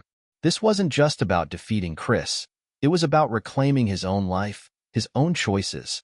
Chris's expression shifted, and for the first time, there was a hint of something almost personal in his gaze. A flicker of something that might have been regret, or maybe it was just frustration. "You really think you can stop it, Jack?" Chris said, his voice lower now, almost pained. "You really think you can just walk away from all of this?" Jack took a step forward, his voice growing stronger. "Yes, I do. Because I've learned something you'll never understand, Chris. No one controls me anymore. Not you, not anyone." Chris chuckled softly, but the sound was hollow. "You've made your choice then, but you should know this. The game doesn't end with one choice. It's never that simple." Suddenly, the lights in the warehouse flickered violently, and the temperature seemed to drop. The pages in the book began to rustle on their own, as if some unseen force was moving them. Jack took a step back, his eyes scanning the room for any signs of what was about to happen. The air felt charged with tension. For a moment, he thought he could hear something faint, almost like whispers, distant voices calling to him. He glanced over at Chris, who had stepped back, his face unreadable. Jack's pulse quickened. It was as if the warehouse itself was reacting to his decision, as if the very building had become a part of the game. But Jack knew something now. This wasn't the game anymore. This was his life, and he was ready to take control of it. Before Jack could speak again, the room seemed to collapse inward, the walls closing in on him, the shadows growing longer, more oppressive. The whispers grew louder. His heart raced, and he could feel the pressure on his chest. The world around him felt like it was tilting. And then there was a sudden, violent flash of light. When the light faded, Jack found himself standing alone in the middle of an empty, dark space. The warehouse was gone. Chris was gone. The book was gone. The world he had known, the game he had been caught in, it had all disappeared. Jack's breath caught in his throat as he looked around. There was nothing but a vast, empty darkness stretching out in all directions. His pulse pounded in his ears. He was disoriented, unsure of what had just happened. Had he won? Had he really ended the game? For a moment, Jack thought about the choice he had just made. He remembered Chris's warning, that there would be no going back, that the consequences of his decision would be irreversible. But then, something else clicked. The emptiness, the isolation. It was more than just a result of his choice. It felt like the consequence of something deeper. The choice he had made wasn't just about ending the game. It was about facing something far more complex, the reality of freedom. Suddenly, a figure appeared in the distance. Jack squinted, trying to make out the shape. The figure was tall and shadowed, but there was something oddly familiar about it. As it drew closer, Jack could see that it was Amanda. "Jack," she said softly, her voice carrying through the emptiness. "You did it. You chose." "Amanda?" Jack whispered, his heart racing. "What is this place? Where are we?" Amanda smiled faintly, her eyes filled with something Jack couldn't quite place. You've crossed the threshold, Jack. You're no longer a pawn in anyone's game. You've chosen to let go of the past. Now you're free. Jack's mind raced. Free? But what did that mean? Was the game really over? Or was this just another stage in some bigger plan? But what now? Jack asked, his voice trembling with uncertainty. What happens next? Amanda's smile softened. That's up to you, Jack. You've broken free. Now, you have to decide what kind of life you want to live. It's yours to shape, but you're not alone anymore. As the words sank in, Jack felt a strange sense of peace wash over him. For the first time in what felt like forever, the weight of his past, the shame, the guilt, the fear, began to lift. He wasn't free of his past, not completely, but he was no longer defined by it. He was free to make his own choices, to build his own future, no matter how uncertain it might be. Amanda walked closer, her hand reaching out toward him. He took it, feeling the warmth of her touch grounding him in a way nothing else could. And for the first time in a long while, Jack didn't feel like he was lost. The world around Jack was still, quiet, and yet it felt like everything had shifted. His mind was racing, but there was a strange calm in his chest. He had broken free of the game. He had made the decision to stop running. And yet, standing with Amanda in this strange, empty space, Jack couldn't shake the feeling that something was still missing. He looked at her, trying to find the words. He had so many questions, so many things he needed to understand. What had really happened? Why had he ended up here? Was this the end of the story, or was it just another chapter? Amanda squeezed his hand gently, pulling him from his thoughts.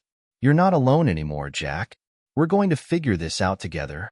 For the first time in what felt like years, Jack felt like he had a true ally. He wasn't alone in the darkness. Amanda had always been there, quietly supporting him even when he hadn't realized how much he needed her. And now, in this moment, it was clear. She wasn't going anywhere. As they stood there, the emptiness around them seemed to shift. The blackness that had been so overwhelming now felt less oppressive, as if the very air around them was becoming lighter, more breathable. Slowly, the darkness began to recede, and what emerged was a sense of openness. The space around them felt infinite, but in a peaceful way, like a blank canvas waiting to be filled. I don't understand, Jack said, his voice quiet but firm. What happens now? Where do we go from here? Amanda smiled, though there was a hint of sadness in her eyes. We rebuild, she said simply. Jack blinked, trying to process her words. Rebuild? What do you mean? Amanda's gaze softened. You've been through so much, Jack. So much of your life has been consumed by the past. The choices you made, the people you've hurt, the things you've been forced to run from. But now, you get to start fresh.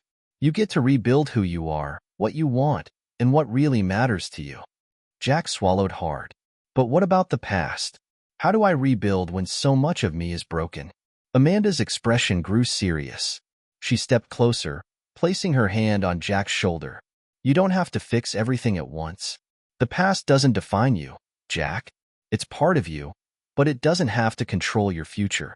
The question is, what are you going to do with the chance you've been given? How are you going to move forward? For a moment, Jack didn't know what to say. The weight of everything, the years of mistakes, the damage done, the fear, pressed on him heavily. But then something inside him clicked. He wasn't stuck anymore. He wasn't trapped in the game, in the cycle of guilt and manipulation. He had made a choice, and that choice meant that he had the power to change his life, to rebuild it from the ground up. I guess I start by forgiving myself, Jack said softly, his voice filled with an emotion he hadn't been able to express before. I've been so focused on running from what I did that I never really stopped to think about who I want to be. Amanda nodded, her eyes full of understanding. And that's where you begin, not by erasing the past, but by accepting it, embracing it, and then moving forward from it. It won't be easy, but you're strong enough to handle it. You've already proven that. Jack took a deep breath, the weight on his chest finally beginning to lift. He didn't have all the answers. He didn't know what the future held, or even what the next step would be. But for the first time in years, he felt like he was on the right path. He had the chance to rebuild. He had the power to shape his own future. And for the first time, that didn't seem like an impossible task. As they walked through the space, the environment around them began to take shape. The empty void slowly transformed, becoming a place filled with light and warmth. It was as if the world was being created anew, from scratch. The feeling of rebirth was palpable. Jack felt like a new person in this place, a person who wasn't bound by the weight of the past. After a few moments, the space around them began to resemble something more familiar. A path appeared ahead of them, winding through a lush, green landscape. The soft hum of nature filled the air, birds chirping, the rustling of leaves, the faint sound of a stream flowing nearby. It felt real, and yet surreal, like a dream that was just close enough to touch. Jack looked over at Amanda, who was smiling, but her eyes were thoughtful. "This place," Jack began, "is it real?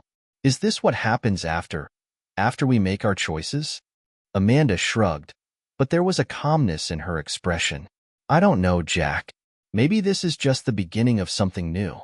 Or maybe it's just a reflection of what's happening inside you. You've taken the first step in rebuilding yourself. Now, it's about deciding how you want to walk this path." Jack nodded, taking in the scene before him. The path ahead wasn't clear, but it was his to walk. There would be obstacles, challenges, and moments of doubt. But there would also be hope, growth, and possibility. He wasn't alone anymore, and that made all the difference. The two of them walked in silence for a while, the peacefulness of the landscape surrounding them.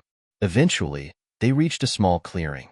In the center of the clearing was a large, ancient tree, its branches reaching up toward the sky.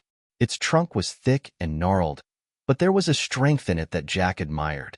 Amanda stopped in front of the tree, looking up at its towering presence. "This tree," she said quietly, "reminds me of you, Jack." Jack raised an eyebrow. "How so?" "It's been through a lot," Amanda said, her voice full of meaning. "The winds, the storms, the seasons changing. But it's still standing. It still grows. It's scarred, but those scars don't define it. They're just part of its story." Jack looked at the tree, the weight of Amanda's words sinking in. For so long, he had seen his scars, his mistakes, his failures, as things that held him back. He had let them define him, keep him in the shadows of guilt and regret. But maybe it was time to see them for what they were. Part of his story, yes, but not the whole story. Jack reached out and touched the rough bark of the tree, feeling its texture beneath his fingers. It was old, weathered, but still full of life. And in that moment, Jack understood. He could rebuild. He could grow, just like this tree. His past didn't have to define him. It could be the foundation for something better, something stronger. He turned to Amanda, a sense of peace settling over him. "Thank you," he said simply, "for being here, for helping me see that I'm not broken." Amanda smiled warmly, squeezing his hand. "You were never broken, Jack. You were just lost. But now you're finding your way again. And that's the most important thing." As the two of them stood there, the world around them seemed to stretch out before them. An endless path, full of possibilities, waiting for Jack to take the next step. And for the first time in a long time, he was ready. He didn't know where the path would lead, or what challenges he would face. But he knew this. He would face them head-on, with the strength he had found within himself. The game was over. The past was in the past, and the future was his to create. The sunlight filtered through the branches of the ancient tree, casting long shadows on the ground. Jack felt its warmth on his face, and for the first time in years, he allowed himself to fully take in the moment. His hands still rested on the tree's rough bark, the texture grounding him, reminding him that he was not the same person who had stepped into this space just hours ago. Something had shifted within him, a quiet understanding, a willingness to move forward. The road ahead might be long and uncertain, but it was his road to walk. Amanda stood beside him, watching the clearing with a thoughtful expression. The landscape around them seemed to shimmer and change with every passing second. An ever-evolving world, just like the journey Jack had begun. "You're quiet," Jack said after a while, breaking the silence. He turned to face her, his brow furrowed in curiosity. "What's going through your mind?" Amanda met his gaze, her eyes soft but filled with an intensity that matched the landscape around them. "I'm thinking about choices," she said quietly, "and how they shape everything. You've already made the hardest one, breaking free from the past, but there's still a long road ahead of you.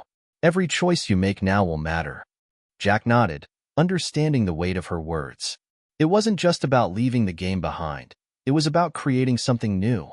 Every step, every decision, would either move him closer to the future he wanted or drag him back to the past he was trying to escape. "You're right," Jack said, turning his attention back to the path that stretched out before them. It wasn't a clear road. There were twists and turns, some of which seemed to disappear into the horizon. But that uncertainty didn't feel as terrifying now. "What if I don't know which way to go?" he asked, a hint of doubt creeping into his voice. Amanda gave him a small, reassuring smile. "You won't always know, Jack, but you'll learn.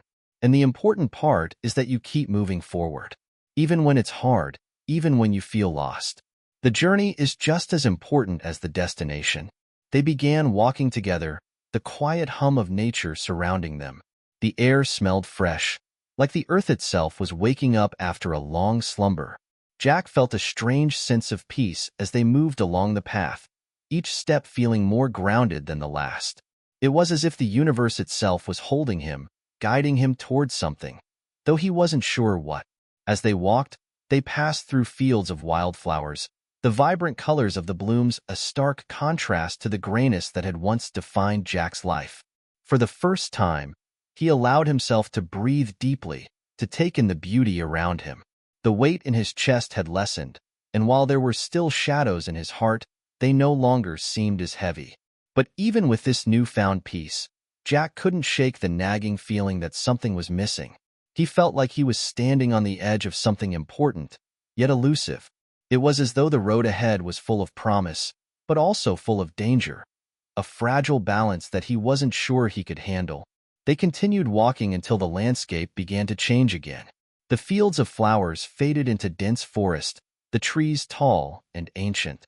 The path narrowed, the ground growing uneven beneath their feet. Jack hesitated for a moment, his instincts telling him to stop, to wait. But Amanda walked ahead with purpose, as if she knew exactly where they were going. Jack caught up with her quickly, his heart beating faster with each step. "Where are we going, Amanda? What's waiting for me at the end of this?" Amanda paused and turned to him, her eyes steady. "I don't know, Jack. That's the thing. None of us ever truly knows what's waiting for us.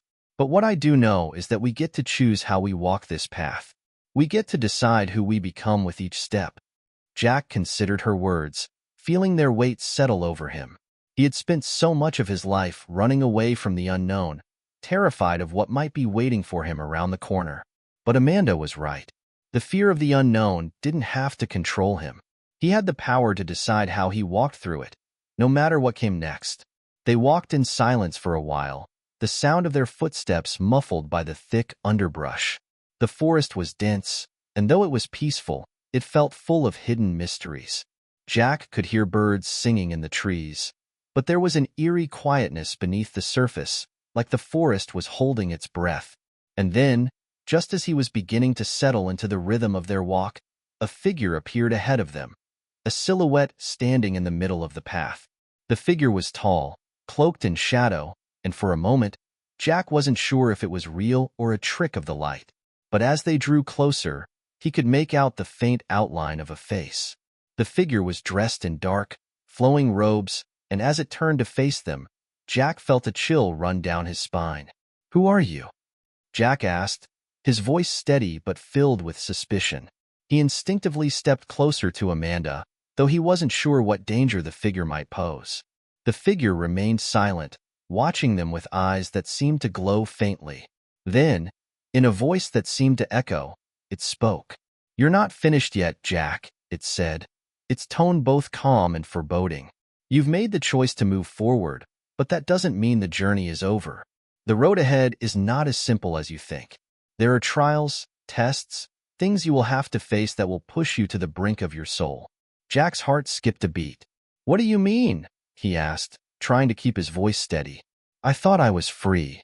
"You are," the figure replied, But freedom comes at a price. There will be challenges ahead, choices you will have to make, sacrifices that will define the path you walk. The question is, Jack, are you ready to face them? Are you ready to finish what you've started? Jack's pulse quickened. He had already made so many choices, choices that had brought him here. But this was different. This wasn't just about moving on from the past. This was about facing something deeper, something that might challenge everything he had come to believe about himself. I'm ready, Jack said, though he wasn't sure if he believed it. What do I have to do? The figure tilted its head slightly, as if considering his answer. The first step, it said slowly, is to face your greatest fear. Only then will you know if you truly have the strength to walk this path. The air around them seemed to grow colder as the figure spoke. Jack felt a tightening in his chest, a deep unease. This was it, the challenge he had been waiting for. But the question was, what was his greatest fear? He thought about it, his mind racing through the moments of his life that had defined him. Was it the fear of failure? The fear of being unworthy? The fear of never being able to truly escape his past? Amanda stepped forward, her voice quiet but firm. You don't have to do this alone, Jack, she said, her words grounding him. We'll face it together. Jack looked at her, feeling a surge of gratitude. He wasn't alone. He didn't have to walk this road by himself. He turned back to the figure. I'm ready, he said, his voice more certain now. Whatever it takes. The figure nodded once, and without another word, it stepped aside, revealing the path ahead. It was darker now, the trees thickening around them, the air growing heavier with each step. But Jack wasn't afraid. Whatever lay ahead, he would face it, with Amanda by his side, and the strength he had found within himself. The forest grew even darker as Jack and Amanda moved forward. The air was thick with anticipation, every step heavier than the last. The distant whisper of the trees seemed to murmur secrets Jack wasn't ready to hear. The path ahead wound its way deeper into the heart of the forest, where the light barely penetrated the dense canopy above them. It felt like they were walking into the very core of something ancient and perhaps dangerous. Jack's thoughts raced.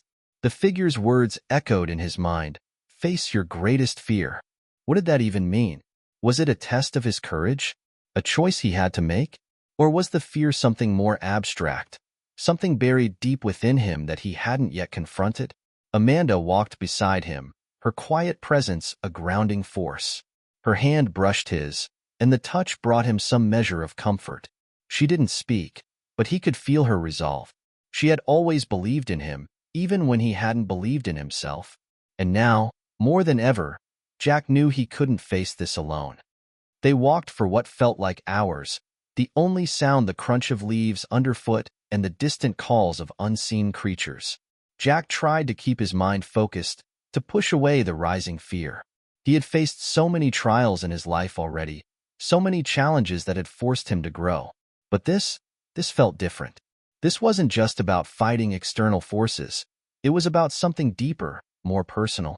Suddenly, the path in front of them opened up into a clearing. In the center stood a massive stone structure, half buried in vines and moss.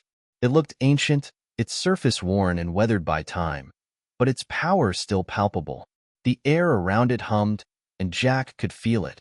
The pull of something deep within the earth, drawing him toward it. This is it, Amanda whispered, her voice barely audible, as if speaking louder would shatter the stillness of the moment. Jack nodded. He could feel the weight of this place, the significance it held. Everything had led them here. And yet, something in his gut told him that the hardest part was still to come. As they stepped closer, the stone structure seemed to pulse with energy. The closer Jack got, the heavier the air became, pressing in on him from all sides. He could see now that the stone was inscribed with symbols, ancient markings, strange and unfamiliar. They seemed to move, shifting as if alive, as if reacting to his presence. At the center of the structure was an altar, simple but imposing. On it lay a small, intricately carved box. Jack's breath caught in his throat. He felt drawn to it, as if the box was calling to him, beckoning him to open it. Do you think it's safe? Amanda asked, her voice tense, unsure of the next step. Jack didn't answer immediately. He was still trying to process everything. This was the moment. The final test. He could feel the weight of it in his bones. "There's only one way to find out," he said finally, his voice steady despite the storm of emotions raging inside him. He reached forward, his hand trembling ever so slightly as he touched the box. As his fingers made contact, a low rumble echoed through the ground beneath them. The symbols on the stone glowed briefly, then dimmed. The air seemed to shift, as if the entire world was holding its breath. The box opened with a soft click, and Jack's heart skipped a beat. Inside the box was a mirror, small and unassuming, framed in tarnished silver. It reflected nothing but darkness at first, like the world itself had vanished. Jack felt a chill run down his spine. He could hear his own breath, slow and steady, but the silence felt oppressive. "This is it," Jack whispered, almost to himself. "This is the moment." He reached out, hesitated, and then lifted the mirror. As soon as he did, the world around him seemed to collapse inward. The trees, the stone structure, the very ground beneath his feet seemed to dissolve, replaced by an overwhelming emptiness. Jack's stomach lurched as if he were falling, and for a moment, he thought he might lose his balance. But then he saw it, something that stopped him in his tracks. There, in the reflection of the mirror, was Jack. Not the Jack he knew today, but the Jack from his past. The scared, broken man who had run away from his mistakes, hiding from his failures, afraid of what he had become. The reflection was distorted, like a nightmare, but it was unmistakably him. Jack's heart pounded in his chest as he stared at the image. It was like staring into the very essence of his fear. The fear that he wasn't good enough, that he would never be able to escape his past, that he would always be a prisoner of his own choices. The reflection began to speak. "You think you can change, Jack?" it sneered. "You think you can escape the truth of who you are? You'll always be the same. You'll always run. You'll always be broken." The words cut through Jack like a knife, and for a moment, he believed them. He saw all his flaws laid bare, the failures, the missed opportunities, the guilt that had haunted him for so long. He wanted to look away, but he couldn't. The mirror had a hold on him. It was showing him everything he had ever feared about himself. Amanda stepped forward, her voice breaking through the darkness. "Jack, don't listen to it. This is just an illusion. You're not who it says you are." Jack's breath hitched as he turned toward her, but the reflection in the mirror didn't shift. It was as if everything around him was frozen, and only the reflection of his past remained. "You're not alone anymore," Amanda continued. "You've already changed. You've already made the hardest choice. Don't let this mirror trick you into thinking you're still that person." Jack looked back at the reflection, and in that moment, something within him clicked. The mirror wasn't showing him the truth. It was showing him his fear. It was the fear that he would always be trapped, always be running from himself. But he had already made the choice to stop running. He had already chosen to rebuild, to face his past and move forward. With a deep breath, Jack lifted the mirror higher, focusing on his reflection. "I am not you," he said firmly, his voice echoing in the stillness. "You don't define me anymore. I choose to move forward." The image in the mirror seemed to flicker, the dark figure wavering as if it couldn't maintain its form. The oppressive weight lifted, the air grew lighter, and the forest around them seemed to breathe again. The mirror went dark, and Jack felt a release, like a burden had been lifted from his shoulders. The ground beneath them shifted once more, the path now clearer than ever. Jack felt a sense of clarity, as if he had passed through the last trial. He was free, free from the shadows of his past, free from the lies he had told himself. The road ahead was still unknown, but now it felt full of possibility. Amanda stepped forward, her smile soft but knowing. "You did it, Jack," she said quietly. "You faced your fear, and you chose who you want to be." Jack nodded, his heart light for the first time in so long. "I think I'm finally ready to walk this road," he said, looking toward the horizon. "And this time, I won't be running." Hit subscribe and leave a comment with where you're watching from. What do you think Jack's next step will be? Now that he's faced his greatest fear, how will he move forward into the future?